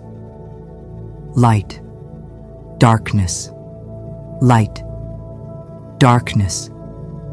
A calm, unwavering pulse in the heart of the storm. It was the most comforting sight in the world. It was a promise that even in the wildest, darkest night, there was a point of steadiness. There was a light that would not go out. She felt a deep sense of pride. That was her light. She was its keeper. Sometime in the deep, dark hours of the early morning, she must have dozed off in her chair, lulled to sleep by the storm's violent lullaby. When she awoke, the first thing she noticed was the change in the sound. The violent, angry roar of the wind had softened, returning to a low, mournful moan. The drumming of the rain on the window had stopped, and the deep, thunderous booming of the waves had become a lower, more rhythmic crash. The storm was passing. She looked out the window. The sky was still a dark, heavy gray, but it was a lighter gray than before. The world was still a churning mass of water and wind, but the fury had gone out of it. The worst was over. Exhausted, she left the dying fire and climbed into her bed. She fell into a deep, heavy sleep, the sound of the calming sea, a gentle rhythm outside her window. When she woke again, it was to a world of brilliant, dazzling light. The sun was high in the sky, and it was pouring in through her large window, filling the room with a clean, bright warmth. She got up and went to the window, and she gasped. The world was transformed. The storm had washed everything clean. The sky was a perfect, cloudless, impossible blue. The air was so clear it felt as if she could see for 100 miles. And the sea was a deep, sparkling sapphire, its surface covered in a million tiny, glittering points of light where the sun touched the waves. The water was still moving, great, long, rolling swells, the memory of the storm's power, but they were no longer angry. They were a slow, majestic, peaceful rhythm. The anger was gone, replaced by a profound and beautiful calm. After her morning duties, after she had cleaned and polished the great lens, making it sparkle in the bright sunlight, she felt a powerful urge to go outside, to walk in this new, clean world. She put on her sturdy boots and her warm coat and made her way down the spiral stairs. She opened the heavy blue door at the base of the tower. The air that greeted her was cool, fresh, and tasted of clean salt. She took a deep breath, filling her lungs with it. It felt like the first breath of a new life. She walked out onto the rocks, which were still wet and dark from the storm, shining like polished jet in the sun. She made her way carefully down the familiar path to the small sheltered cove where Silas landed his boat. The little stone jetty was still there, solid and unharmed. But the beach, the small patch of sand and pebbles at the head of the cove, was completely changed. The storm had redecorated. It had cleared away all the old familiar bits of driftwood and seaweed and had brought a whole new collection of treasures from the sea. The beach was covered in a thick, deep layer of dark green and brown seaweed, glossy and wet in the sun. It was like a thick, springy carpet. And scattered all across this dark carpet were other things, jewels left behind by the tide. There were pieces of driftwood, sanded smooth by the waves into strange, beautiful, sculptural shapes. One looked like a long, slender bird. Another looked like a twisted silver snake. There were shells, so many shells of all shapes and sizes. Scallop shells with their perfect fan shapes, a deep pearly white. Whelk shells, spiraled and elegant, and tiny, delicate shells the color of a sunset, so fragile she was afraid to touch them. A tangle of old, faded blue fishing net was wrapped around a large gray rock. A single, waterlogged wooden crate, its markings worn away, sat half buried in the sand. It was a new world, a new landscape to explore. Maeve began to walk slowly along the edge of the water. She had no purpose, no destination. She was simply looking, simply being in this clean, bright, beautiful morning. She ran her hand over the smooth, cool surface of a large piece of driftwood. She picked up a perfect, unbroken sand dollar, its pattern like a faint, 5-petaled flower. She watched the little sandpipers that had returned, running on their impossibly thin legs, darting in and out of the gentle foam of the waves. The sun was warm on her back. The sound of the rolling waves was a peaceful, constant hush. A deep sense of peace settled over her. This was her home, this wild, beautiful, ever-changing place. She had walked almost to the far end of the little beach, where the sand gave way to a jumble of large, dark rocks, when she saw it. At first, it was just a flash of light, a glint of sun on something nestled deep in a pile of wet, dark green kelp. It was different from the glitter of the wet shells or the shine of the wet rocks. It was a sharper, clearer light. Curious, she walked over to the pile of seaweed. She used the toe of her boot to gently push aside the thick, leathery fronds of kelp. And there it was, a bottle. It was a simple, clear glass bottle, the kind that might hold juice or water. It was sealed not with an old-fashioned cork and wax, but with a modern metal screw-top cap, which was screwed on tight. It was not an ancient, sea-worn thing like the bottles hidden in her fireplace. This was new. Someone had thrown this into the sea recently. The thought made her heart beat a little faster. The sea post.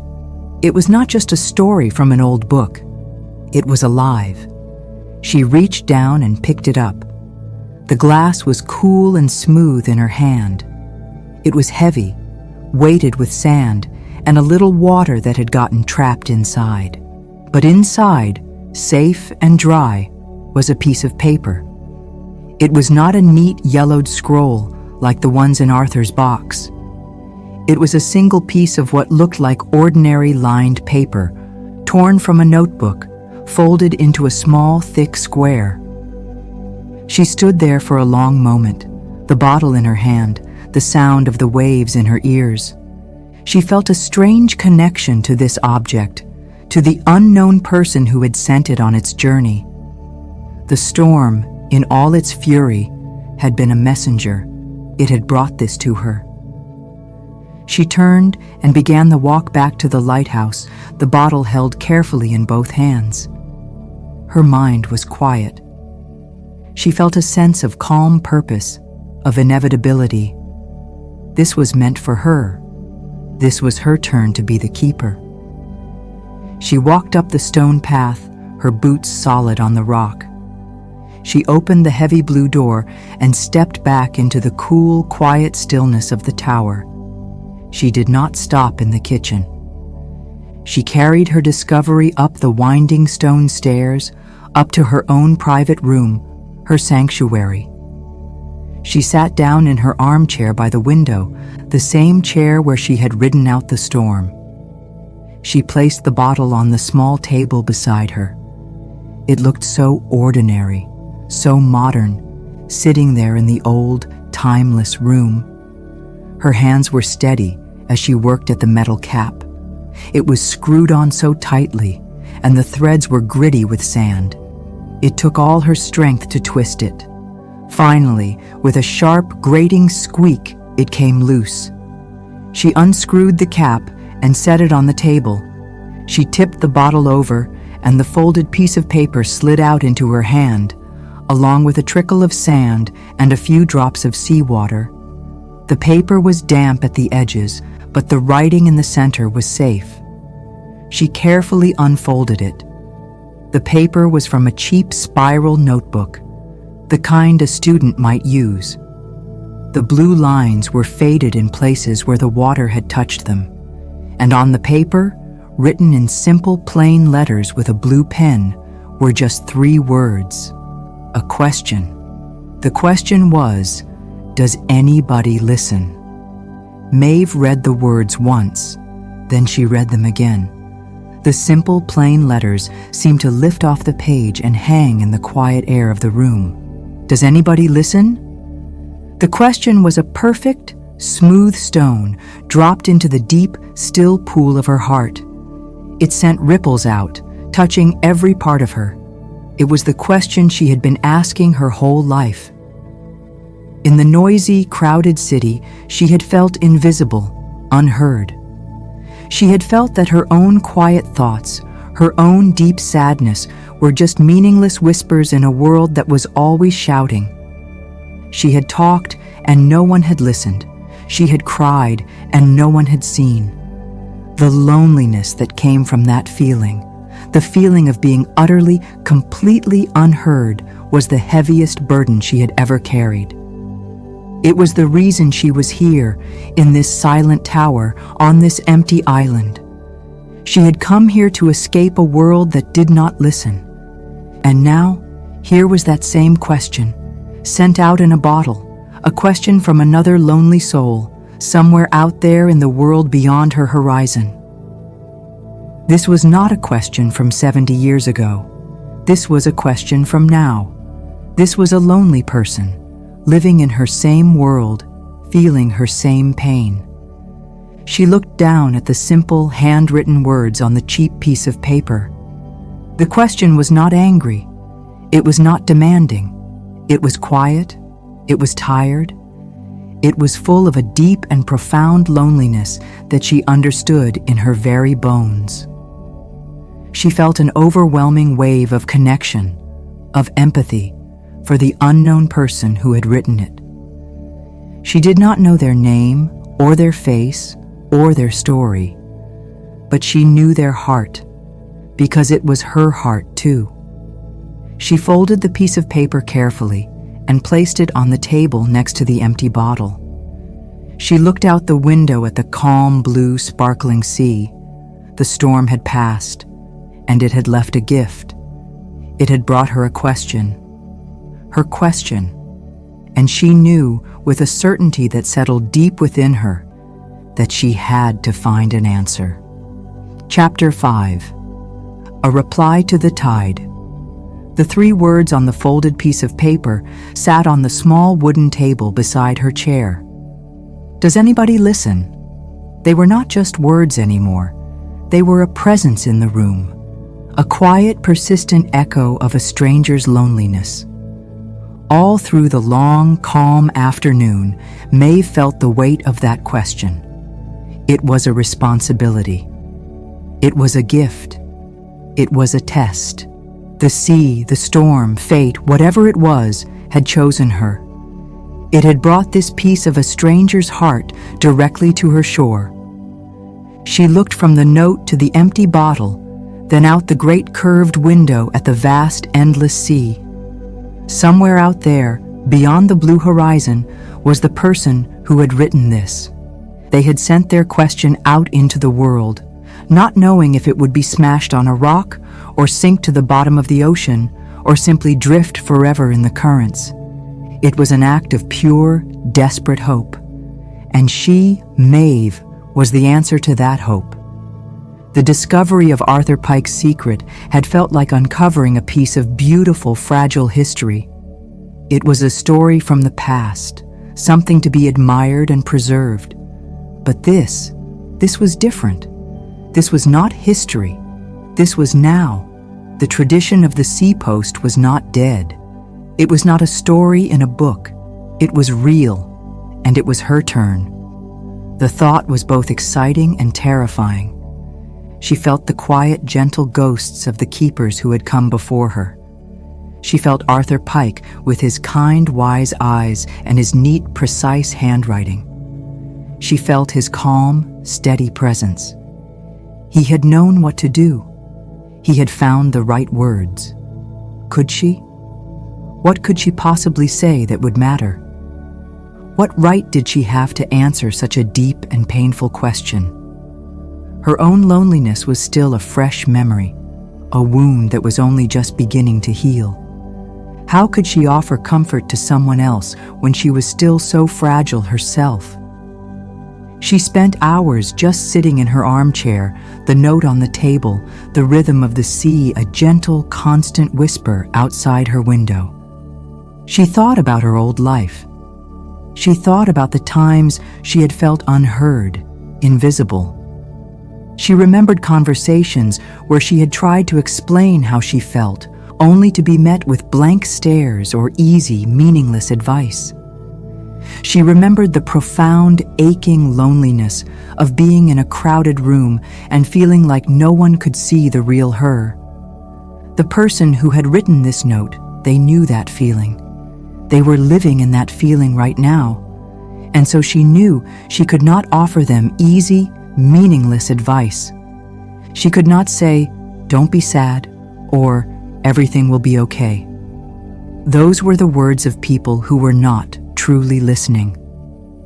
She had to offer something else, something real, something true. Her first decision was a simple, practical one. She would not use the old bottles or the old paper from Arthur's hidden box. That was his story, his tradition. This was hers. This new message had come in a modern bottle. Her reply needed to come from her own time, from her own heart. She went to the desk in her room, the simple, sturdy desk where she recorded the weather and the passing of the days. She opened the top drawer. Inside lay her own empty journal and the single, simple pen she had brought with her from the city. This was all she had. It would be enough. She took out a single, clean, fresh sheet of paper from the back of the journal. The paper was smooth and white, a blank space waiting for an answer. She placed it on the dark wood of the desk. She sat at the desk for a long, long time, the blank page in front of her. The pen felt heavy and strange in her hand. The words would not come. What could she say? "Yes, I am listening." It seemed too simple, too direct. It might not even be believed. "You are not alone?" It was a kind thought, but it was a cliché. It was a phrase that had been worn smooth and meaningless from too much use. She thought about Arthur Pike's reply. An anchor is not a thing you find, it is a thing you build. His words were so wise, so full of gentle strength. She felt she had no wisdom like that to offer. Her own anchor was still being built, piece by small, fragile piece. She got up from the desk and began to pace the small circular room. Round and round she went, her soft footsteps a quiet, rhythmic sound on the stone floor. She looked out the window. The sun was beginning to get low in the sky, and the light was turning from a bright, clear white to a soft, warm gold. She looked at the simple, solid furniture of her room, the bed with its thick wool blanket, the armchair worn smooth by generations of keepers, the fireplace, its stones holding the memory of 100 years of fires. Everything in this room was solid. Everything was real. And then she looked up. High above her, she could hear the faint, steady tick-tock of the clockwork heart of the lighthouse. It was almost time for her to go up and light the lamp. And that was when she knew. The answer was not in her. The answer was in the lighthouse itself. She could not offer wisdom or advice or comfort from her own broken heart. But she could offer the lighthouse. She could offer the one thing in her life that was completely, totally, and utterly dependable. The light. She walked back to the desk and sat down. She picked up the pen, and this time the words came. She wrote slowly, carefully, in her own simple, plain handwriting. She did not try to be elegant or poetic. She just wrote the truth of her new life, the truth of the tower. She wrote, "Yes, the light does. It watches and it waits. It is always there." She looked at the words on the page. They were simple, they were short, but they felt true. They were not about her. They were not about the person who had sent the message. They were about the light. The light did not judge. The light did not offer advice. The light did not ask for anything in return. It simply was. It was a steady, silent presence in the darkness, a promise that someone, something, was watching. It was a message of steadfastness, not of rescue. It did not promise that the storm would end. It promised that there would be a light in the storm. That, she thought, was a truth she could offer. That was a truth that might help someone build an anchor. She was satisfied. The words felt right.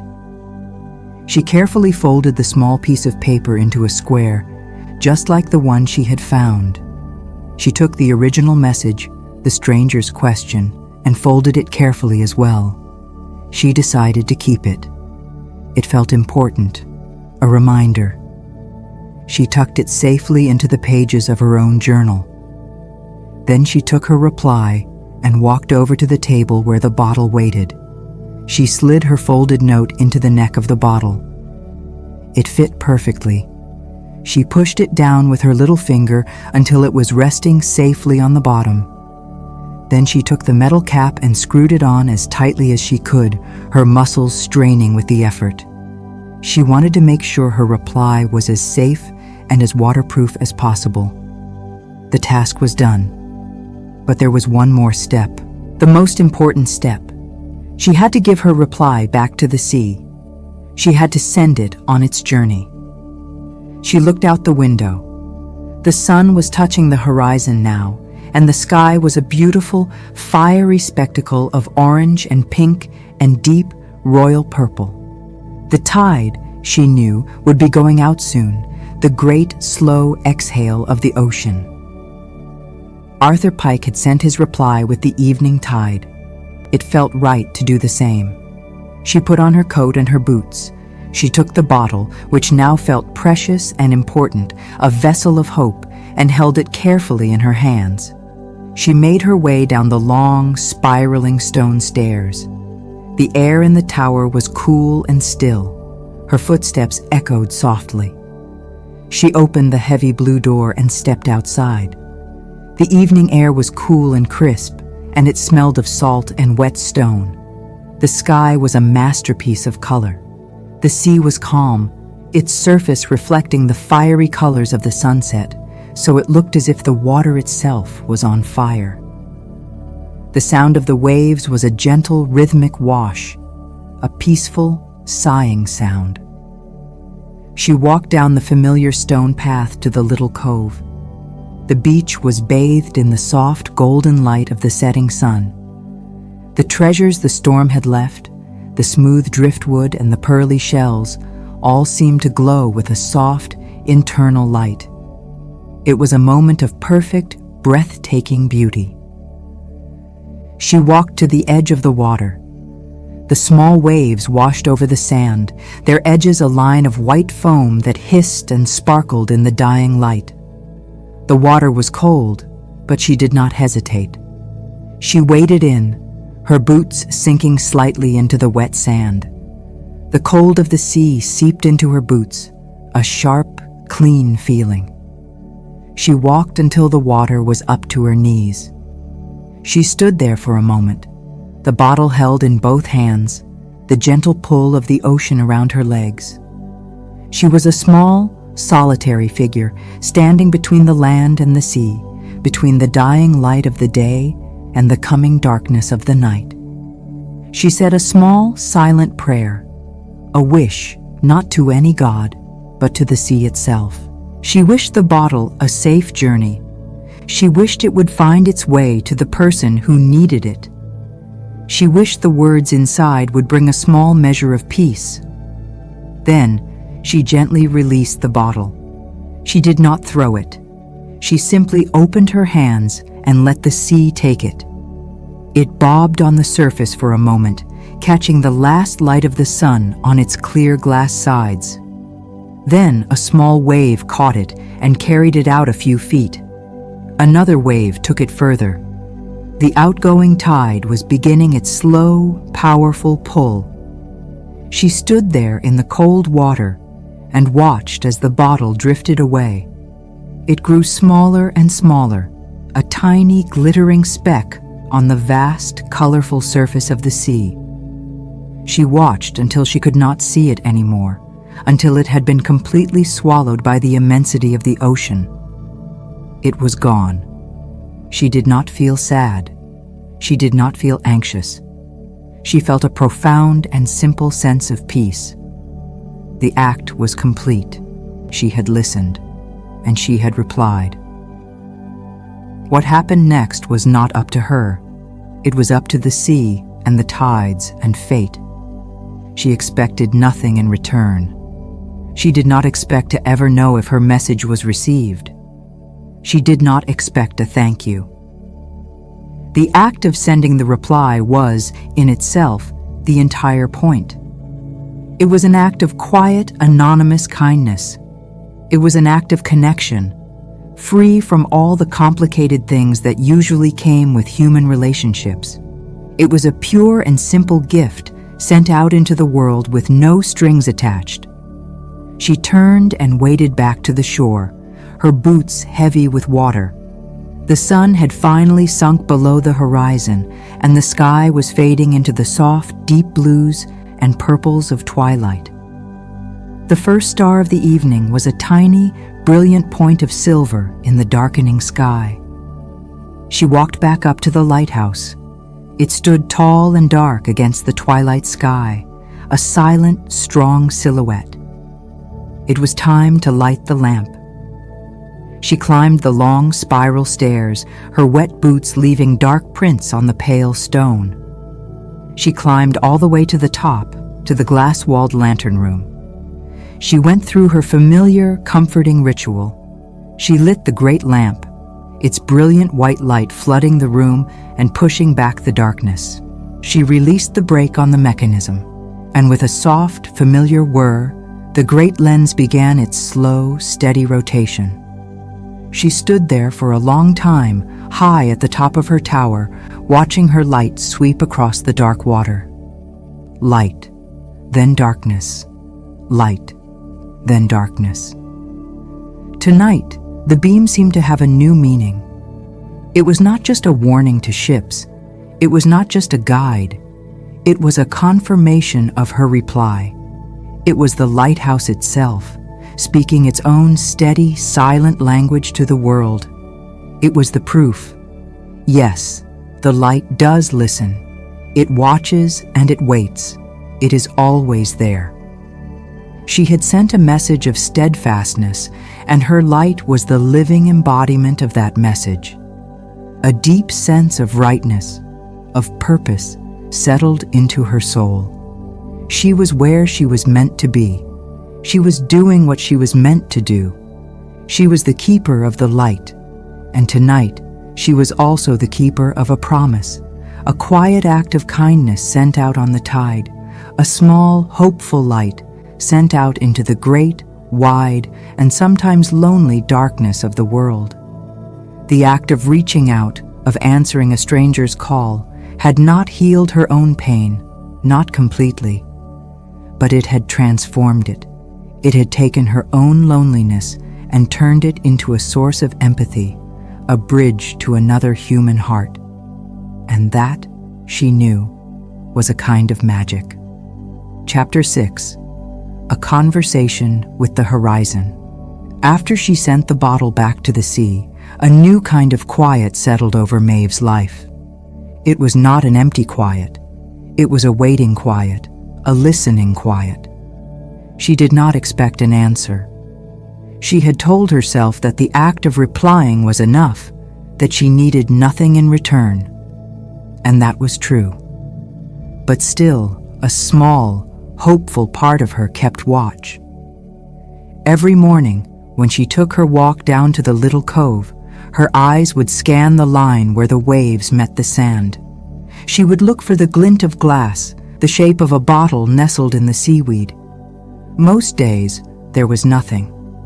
Just the usual treasures of the sea: smooth, gray stones, twisted pieces of driftwood, the broken fragments of shells. She was never disappointed. The search itself had become a new part of her daily rhythm, a small, quiet ritual of hope. It was a way of connecting with the stranger on the other side of the water, a way of keeping the invisible thread between them alive in her own heart.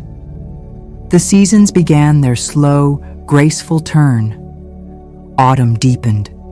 The crisp, clear air of early fall gave way to a softer, damper chill. The sea was often a deep, moody gray, and a thick, white fog would frequently roll in from the ocean, blanketing her small island in a silent, mysterious world of white.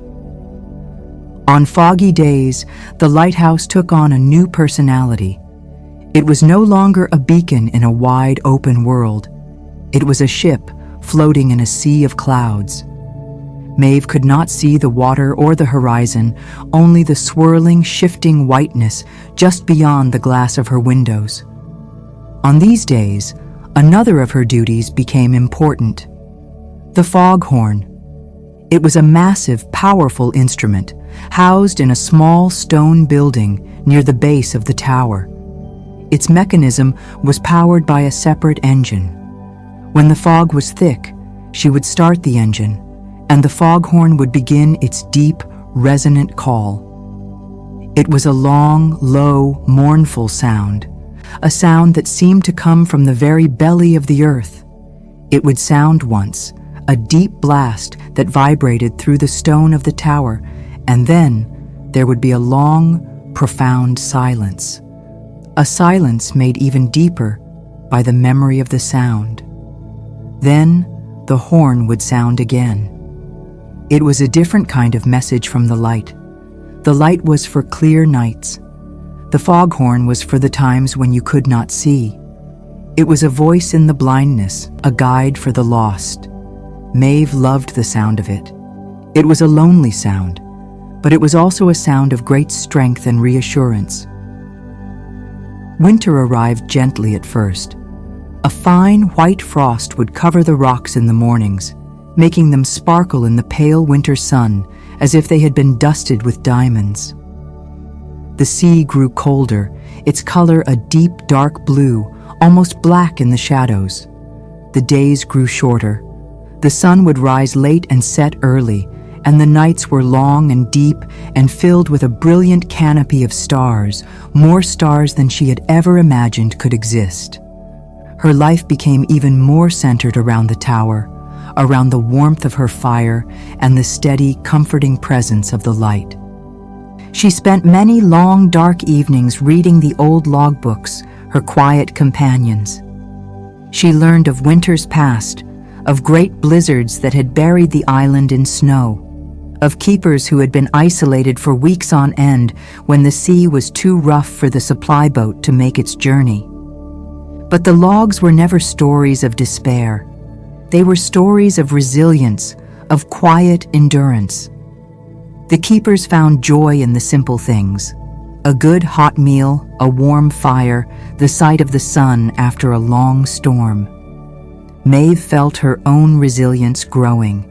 She was not just surviving on this island, she was thriving. Weeks passed, then a month. The memory of the bottle she had sent out began to fade, not into nothingness, but into a soft, gentle part of her past, a sweet and quiet secret. She had listened, she had replied. The story was over, she accepted that. And then, one clear, cold afternoon in early winter, it happened. The tide was very low, lower than she had ever seen it. It had pulled back to reveal a whole new landscape of dark, wet rocks and deep, mysterious tide pools that were usually hidden beneath the water. Maeve, wrapped in her warmest coat and a thick, soft scarf, was exploring this new territory. She was fascinated by the tiny, secret worlds of the tide pools. Each one was a perfect, miniature aquarium filled with strange and beautiful forms of life. Bright green sea anemones, like soft, fleshy flowers. Tiny, quick-moving crabs that scuttled sideways under the rocks. Small, silvery fish, trapped for a few hours until the tide returned. She was kneeling beside a particularly large tide pool, watching a starfish cling to a rock, its 5 arms a perfect, dusty orange, when she saw it. Tucked into a narrow crevice between 2 large black rocks, just at the edge of the water, was a bottle. It was the same type of clear glass bottle as before, the same modern metal screw-top cap. Her heart did not leap. It did not pound. It did a slow, quiet, powerful turn in her chest. A feeling of profound, calm recognition washed over her. She stood up slowly and walked over to the crevice. She had to reach down, her fingers brushing against the cold, wet seaweed that clung to the rock, to retrieve it. She pulled it free. It was real. It was here. She held it in her hands, her fingers tracing the familiar shape of the glass. The sea had brought her an answer. She did not rush back to the tower. The moment felt too important to hurry. She stood there for a long time, on the wet rocks, the cold winter sun on her face, the bottle in her hands. The sea was calm, its surface a sheet of deep, dark blue. The sky was a pale, wintry blue. The world was quiet, still, and beautiful. She felt a deep sense of gratitude. To the sea, to the currents, to the stranger. She had sent a message of hope out into the world, and that hope had found its way back to her. She walked back to the lighthouse slowly, deliberately. Each step on the cold, solid rock felt important. This was a day she would remember for the rest of her life. Back in her warm, fire-lit living quarters, she sat in her armchair. She placed the bottle on the table in front of her. For a long time, she just looked at it. It was a simple, ordinary object, a glass bottle, a piece of paper. But it was also a miracle. It was a conversation happening across an impossible distance, a conversation with the horizon itself. Finally, she picked it up. The metal cap was gritty with sand, just like the first one. She twisted it open. The same sharp, grating squeak. She tipped the bottle, and the small, folded square of paper slid out into her palm. Her hands were perfectly steady. She was not nervous. She felt a deep, abiding calm. She unfolded the paper. It was another sheet torn from the same lined notebook. The handwriting was the same, simple and plain. The message was not a question this time. It was a statement. It was short. Just a few words. The message said, "Thank you. Today, the sky is very blue." Maeve read the words, and a slow, warm smile spread across her face. It was the first true, deep smile she had felt in years. The message was perfect. It was simple. It was beautiful. It was not emotional or dramatic. It was a simple observation. Today, the sky is very blue. But in that simple observation, Maeve could read a world of meaning. The person who had written, "Does anybody listen?" was a person trapped in their own head, lost in their own feelings of loneliness. The world outside did not exist. But this person, the person who had written this new message, this person was looking up. This person was noticing the world again. They were seeing the color of the sky, and they were sharing that small, beautiful observation. It was a sign of healing. It was a sign of hope. It was a sign that her own small, quiet act of listening had made a difference. And the simple, heartfelt thank you at the beginning of the message was a gift, a warmth that spread through her entire body. This was the beginning of the conversation. It was a slow, patient conversation, dictated by the rhythms of the sea and the chances of the tides. A bottle might arrive every few weeks.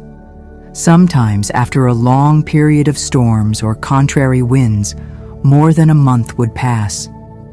Maeve learned to be patient.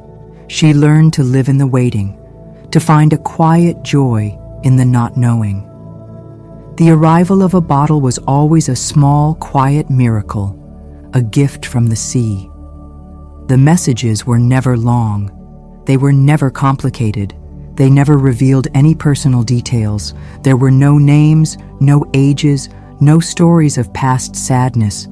The person on the other end of the conversation seemed to understand, just as she did, that their connection was special because it was anonymous. It was free from the weight of identity, of history, of expectation. The messages were always simple observations, small, beautiful moments noticed in the course of a day. "I saw a flock of geese flying south today," one message said. Maeve, reading it, could almost see them, a perfect V-shape against a cold, gray sky. She imagined the sound of their wild, lonely calls. Another message read, "It rained all morning. The world smells clean now." She understood that feeling perfectly, the fresh, earthy smell that comes after a long, gentle rain. Another time, the bottle brought a message that was just a single, perfect line. "The moon was very bright last night." And Maeve's replies were always in the same spirit. She became a keen observer of her own small world, always looking for small moments of beauty to share. She did not write about her feelings. She wrote about what she saw. She wrote about the things that were real and true. She would write, "A seal has been sleeping on the rocks to the south. He is very fat and lazy." She would write, "The frost made patterns like ferns on the lantern room glass this morning." One time, she found a gull's feather on her walk, a perfect thing of white and gray and black, and she described it in her reply. "Today I found a feather. The edge of it felt as soft as silk." They were like two people painting pictures for each other with words. They were building a shared world, a world made up of small, quiet, beautiful things. a world where the color of the sky and the flight of a bird and the smell of rain were the most important things of all. It was a conversation that was teaching her how to see again. In her old life, she had rushed through her days, her eyes focused on the pavement in front of her, her mind filled with worries. She had not noticed the sky. She had not noticed the birds. She had not noticed the small, quiet miracles that were happening all around her, all the time. But now she did. Her world had shrunk to the size of a tiny island, but in another way, it had become infinitely larger. It was filled with a richness and a beauty she had never known. Her correspondence with the stranger on the horizon became the quiet, steady rhythm of her life. It was a secret, precious thing, a conversation that belonged only to her and to the sea. The seasons continued to turn. The deep cold of winter slowly began to soften. The days began to grow longer, a few more minutes of light each evening. The pale winter sun grew a little stronger, a little warmer. And Maeve felt a change happening inside herself, as slow and as sure as the changing of the seasons. The deep, aching sadness that had been her constant companion for so long was beginning to recede. It was not gone completely. She knew it would always be a part of her story. But it was no longer the whole story. It was no longer a heavy, suffocating blanket. It was more like a distant storm cloud, a dark shape on the horizon of her memory, a reminder of the storm she had passed through. Her focus was no longer on her own past pain. It had shifted outward. It was focused on the light in her tower. It was focused on the rhythm of the sea, and it was focused on the small, clear glass bottle that she would find every few weeks, nestled in the rocks of her shore. The slow, quiet conversation she was having with a person she would never meet had become her anchor. It was an anchor built, just as Arthur Pike had written so long ago, out of small, strong things. A blue sky, a flock of geese, a bright moon, a perfect feather. It was an anchor that was holding her steady in the deep, quiet waters of her new life. Chapter 7. The Light. Inside the arrival of spring on Whisperwind Shoal was a subtle and quiet miracle. There was no sudden explosion of green, no blossoming of trees. Instead, it was a slow, gentle shift in the world's mood. The deep, hard cold of winter softened day by day. The sunlight, which had been pale and thin for months, began to have a real warmth to it, a gentle heat that Maeve could feel on her face as she did her morning walk. The sea itself seemed to wake up from a long sleep. The dark, heavy blues and grays of winter were replaced by brighter shades of turquoise and green, and the surface of the water, which had been restless and choppy, now often lay calm and sparkling under the spring sky. The air lost its sharp, icy edge and began to carry a new scent, a faint, sweet smell of damp earth and new life. Maeve felt the spring waking up inside of her as well. The heavy inward focus of her winter months, the quiet time spent with her books and her fire, began to give way to a new, outward energy. She found herself spending more and more time outside, exploring every corner of her small island kingdom. The changes were small, but to her, they were momentous. In the cracks between the great gray stones of the island, tiny, bright green shoots of hardy seagrass began to appear. Small, tough little plants with fleshy, salt-resistant leaves began to sprout. And on the sheltered, sun-facing side of the island, the sea pinks began to bloom. Their tight, round heads of brilliant pink flowers, a joyful, defiant splash of color against the stern gray of the rock. Maeve would sit for long stretches of time just looking at a single patch of these flowers, marveling at their resilience, at their simple, uncomplicated beauty. They asked for nothing. They simply were. They were a lesson in how to live.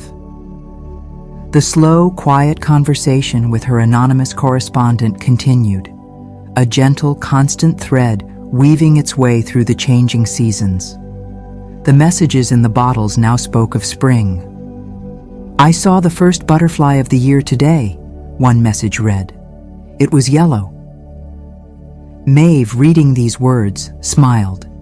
She had not seen a butterfly on her rocky island, but the word itself, butterfly, felt like a gift, a small piece of the wider, greener world sent to her in a bottle.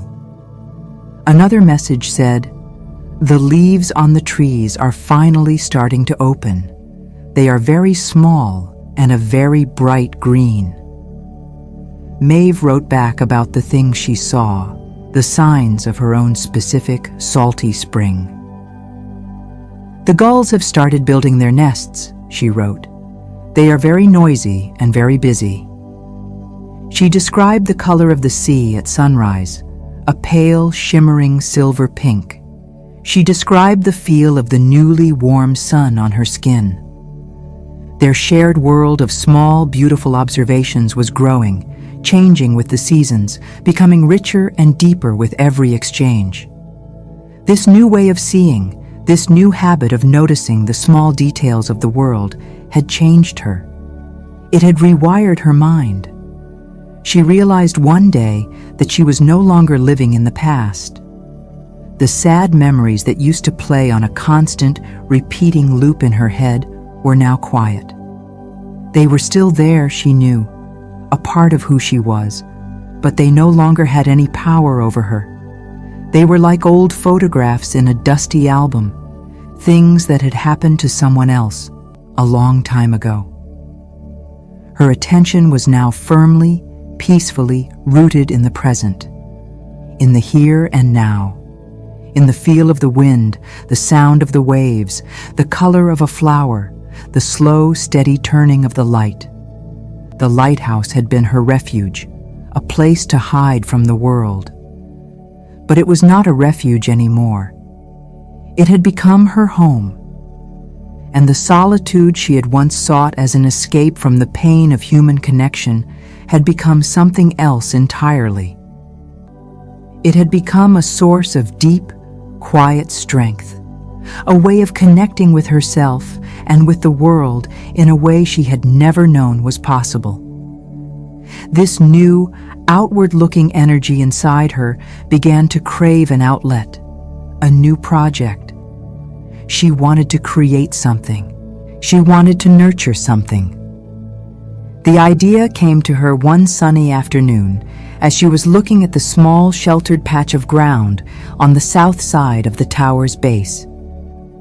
It was the only part of the island that had any real soil, a shallow pocket of earth that had collected over the centuries, trapped by a low ridge of rock. It was where the sea pinks grew most thickly. It was the warmest, most protected spot on the entire island. It was a perfect place for a garden, a real garden. The idea took root in her mind and began to grow. A garden. A small patch of green and growing things that she could tend to. It seemed like a crazy idea, a foolish and impossible dream. Gardening on a windswept rock in the middle of the sea. But the more she thought about it, the more right it felt. It would be a challenge. It would be an act of faith. It would be her own small, defiant patch of life, a testament to the fact that beautiful things could grow even in the harshest of places. The next time Silas was due with her monthly supplies, she did something she had never done before. She used the small, crackly radio in the kitchen for a non-emergency. Her heart beat a little faster as she switched it on. After a few moments of static, she heard Silas's calm, familiar voice, as rough as gravel. She kept her request simple. She asked him if, on his next trip, he could possibly bring her a few bags of good, rich soil and a small selection of seeds. she specified herbs, things that were hardy and strong, that had a good, clean scent: rosemary, thyme, and lavender. There was a long pause on the other end of the radio. The static hissed and crackled. She thought for a moment that he was going to say no, that it was a foolish, impractical request. Then his voice came back, just 2 words: "Will do." That was all. No questions, no judgment, just a simple, quiet acceptance. Maeve smiled as she switched off the radio. His quiet understanding felt like a gift. When Silas arrived the following week, his small, sturdy boat was loaded not only with her usual supplies of flour and oil and tea, but also with 3 heavy sacks of dark, rich-smelling earth and a small wooden box. He loaded everything onto the stone jetty with his usual quiet efficiency. When he was done, he simply pointed to the box. "Seeds are in there," he said, "and a few other bits. Thought you might need them." Then he tipped his worn cap to her, got back in his boat, and was gone. Maeve was left on the jetty with her mountain of supplies and a feeling of immense gratitude for the quiet kindness of this man she barely knew. She carried the sacks of soil one by one to the sheltered spot at the base of the tower. They were heavy, and the work made her sweat, but it was a good, satisfying effort. Then she opened the small wooden box. Inside, she found not only the small paper packets of seeds she had asked for, rosemary, thyme, lavender, but also a few other things. Silas had included a small, sturdy hand trowel, a pair of thick gardening gloves, and a small, beautifully made wooden watering can. Tucked in the corner of the box was another, smaller packet of seeds, with a single word written on the front in Silas's rough, blocky handwriting: marigolds. He had thought she might like some flowers, too. A warmth spread through Maeve's chest. This simple, thoughtful act from a near stranger was a powerful reminder that there was goodness and kindness in the world, even in its quietest corners. The work of building her garden became Maeve's passion. It was a slow, deliberate, and deeply satisfying process. First, she had to prepare the ground. She used the new trowel to clear away the tough seagrass and weeds, her hands protected by the thick gloves. She loosened the shallow, sandy soil that was already there. Then, she opened the sacks of new, rich earth. The smell that rose up was wonderful, a deep, dark, earthy scent of life and possibility. She worked the new soil into the old, mixing them together, her hands plunging deep into the cool, crumbly earth. She built a low wall of flat stones around the small plot to protect it from the wind and to keep the precious soil from washing away in the rain. Every part of the work was a meditation. The feeling of the soil under her fingernails, the weight of the stones in her hands, the satisfying ache in her back and shoulders at the end of the day. She was not just building a garden. She was building a relationship with this small patch of the earth. When the bed was finally prepared, a small, dark, hopeful rectangle at the base of the great gray tower, it was time to plant the seeds. She opened the small paper packets with a sense of reverence. The seeds were so tiny, so seemingly insignificant. The rosemary seeds were small and brown. The thyme seeds were like tiny specks of dust. The lavender, small and black and shiny. And the marigolds, little curved black and white things that looked like tiny slivers of the moon. It seemed impossible that such large and beautiful and fragrant plants could be hidden inside these tiny dry specks. She used her finger to draw shallow lines in the dark, damp earth. Then, carefully, one by one, she placed the seeds in the soil. She covered them over gently, patting the earth down with the palm of her hand. It felt like tucking a child into bed. Then, She took her new wooden watering can down to the pump. She filled it with the cold, clear water from the well deep beneath the lighthouse. The water felt different in the can. It was no longer just for drinking or washing. It was for nurturing. It was for giving life. She carried the can back to her new garden and gently sprinkled the water over the freshly planted soil. The dark earth drank it in, becoming even darker. The act was simple. It was profound. It was a prayer, a hope, an act of trust. She had done her part. Now it was up to the seeds and the sun and the rain. Every day, tending her small garden became the first thing she did after her duties in the lantern room were complete. She would come down the stairs and go straight outside to her little plot of earth. She would check the soil to see if it was damp enough. She would pull out any small, opportunistic weeds that dared to sprout, and she would watch. She would wait. For the first week, nothing happened. The small, dark patch of earth remained just a small, dark patch of earth. A tiny flicker of doubt entered her mind. Maybe it was a foolish idea. Maybe the salt in the air was too strong. Maybe the wind was too harsh. Maybe nothing would ever grow here. And then, one morning, she saw it. A tiny, almost invisible speck of green pushing its way up through the dark soil. It was so small, so fragile, a perfect tiny pair of leaves. She knelt down in the dirt to get a closer look. Her heart filled with a feeling of pure, unadulterated joy. It was life. It had worked. She had done it.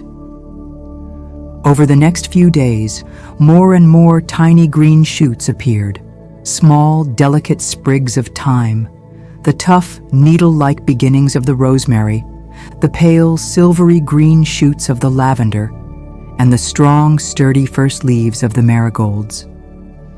Her garden was alive. Watching her small plants grow became one of the greatest joys of her life. She measured their progress every day.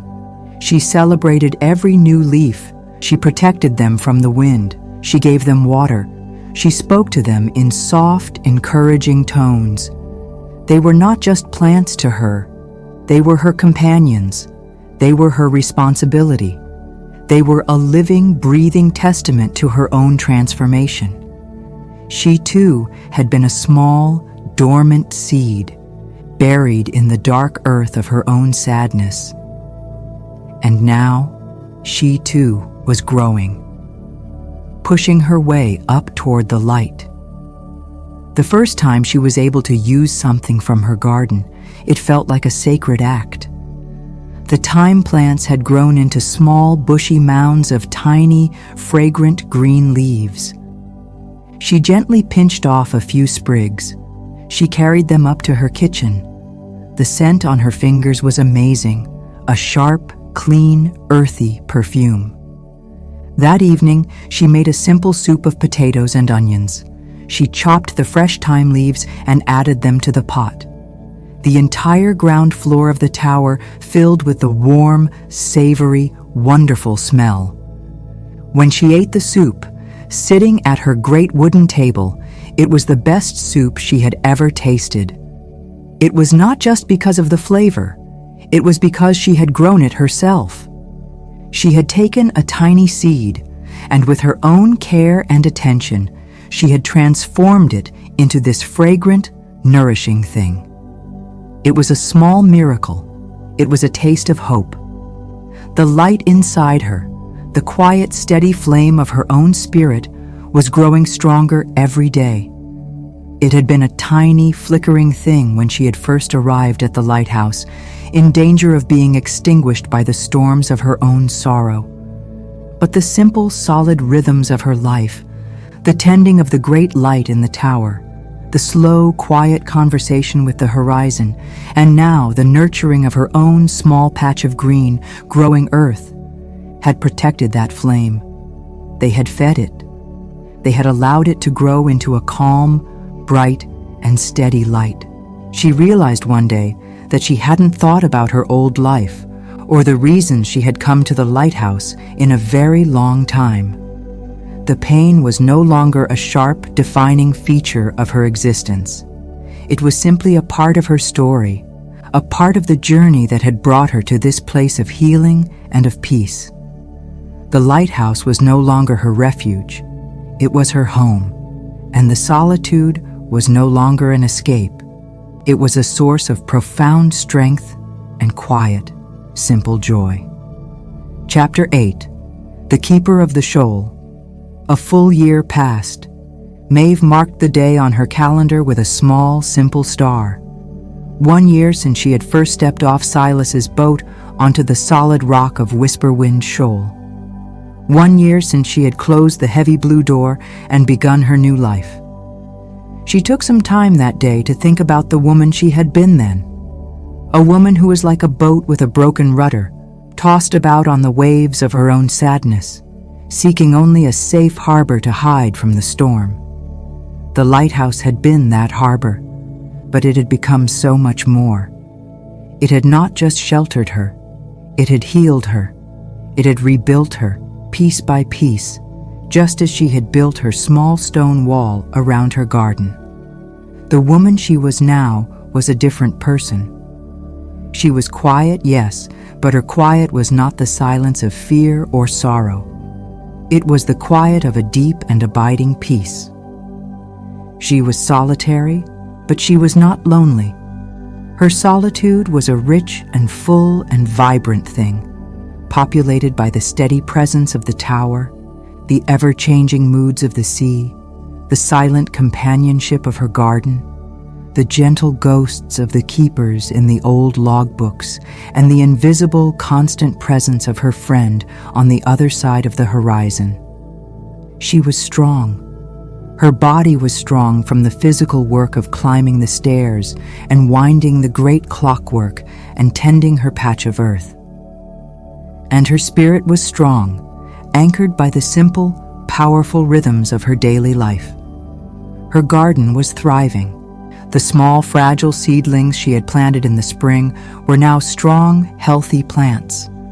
The rosemary had grown into a large, woody bush, its tough, needle-like leaves filling the air with a clean, sharp scent whenever the wind blew. The thyme had spread into a thick, fragrant green carpet over the dark earth, and the lavender was tall and proud, with long, slender stalks topped with beautiful, delicate purple flowers that hummed with the sound of the few wild bees that lived on the island.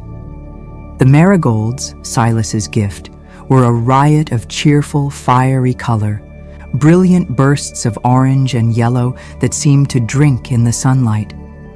Her garden was a small, vibrant splash of life and color at the base of the great gray stone tower.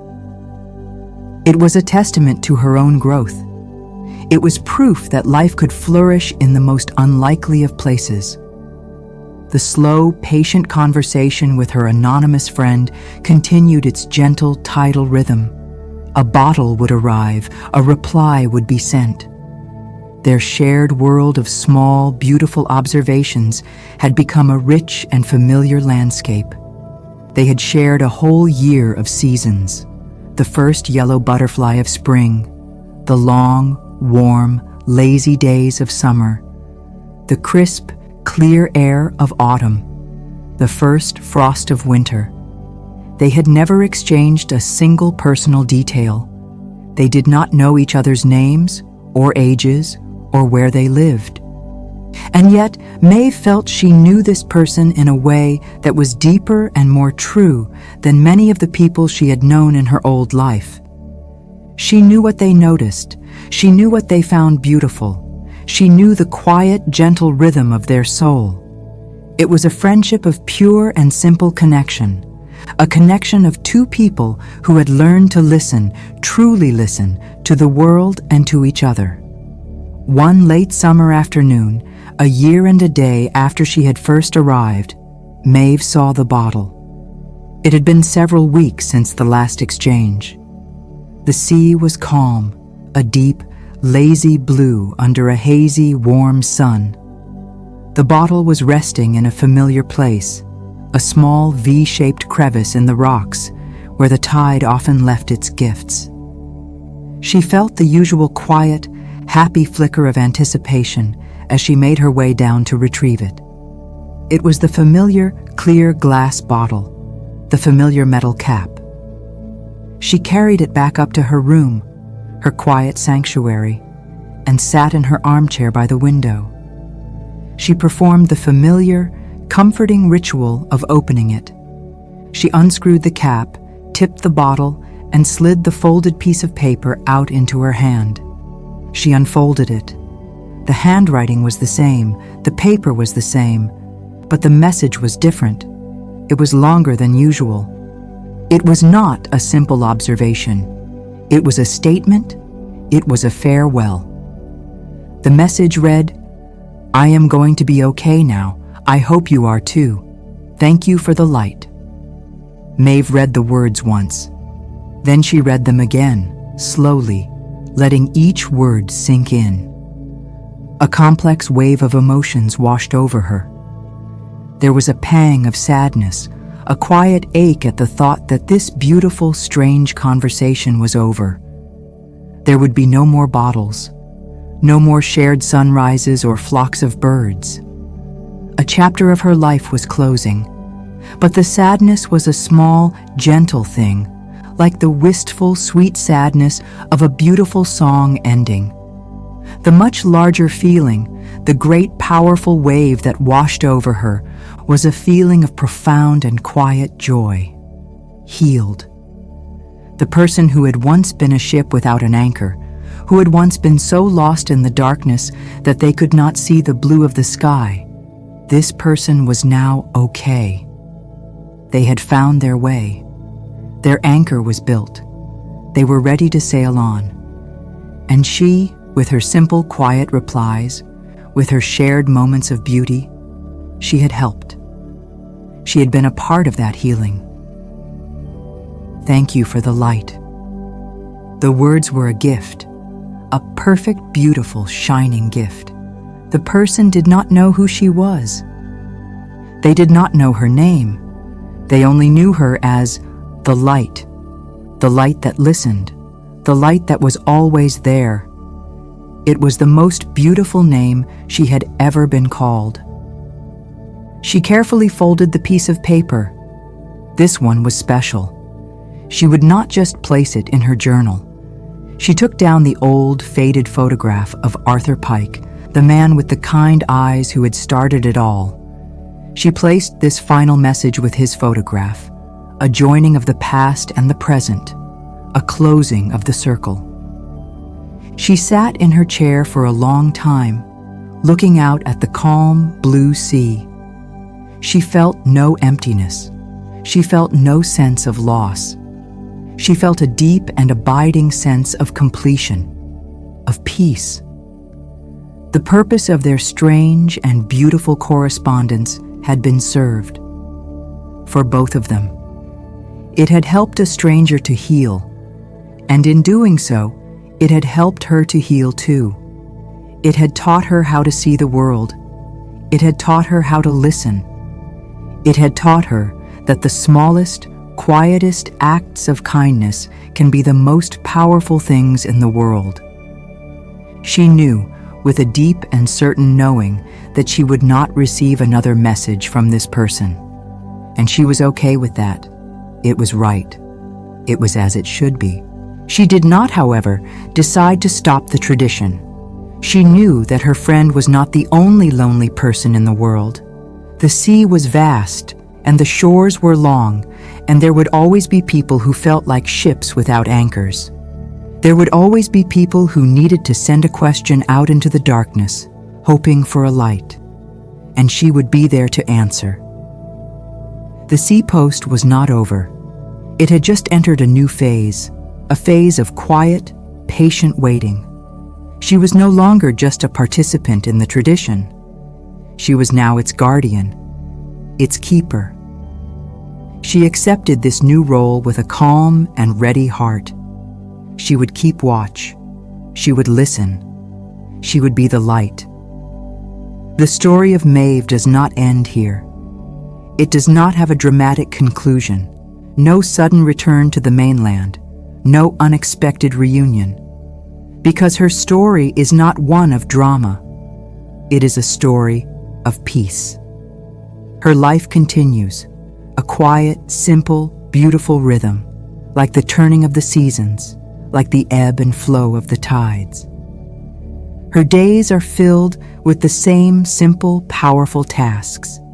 She tends the great light in the tower, its brilliant, silent beam, her constant companion in the darkness.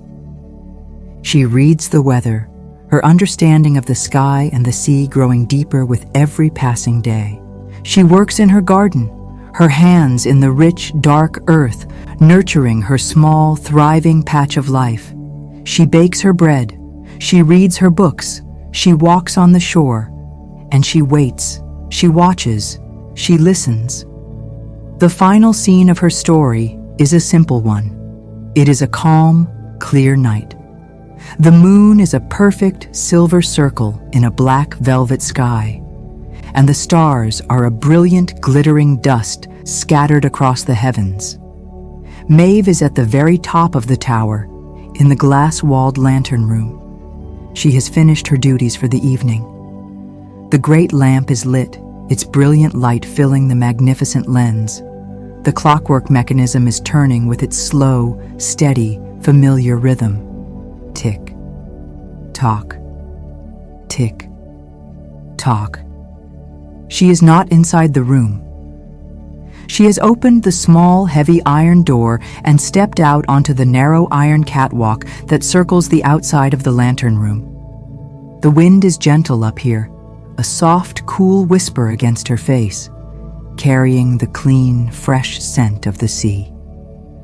She stands there, her hands resting on the cold iron railing, suspended between the earth and the sky. Below her is the dark, breathing expanse of the sea, the moonlight laying a shimmering silver path across its surface. Above her is the infinite, silent mystery of the stars. She is a small, solitary human figure in the midst of this immense and beautiful universe.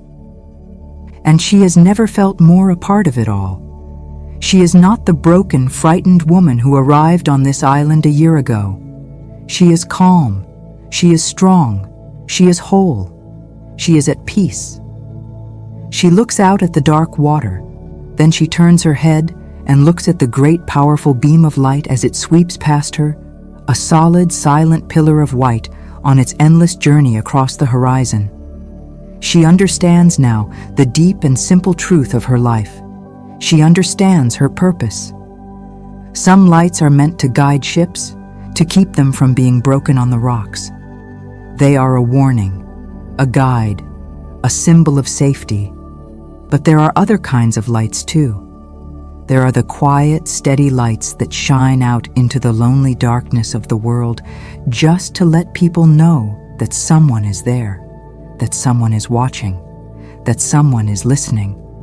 These lights do not offer a safe harbor. They offer something else. They offer hope.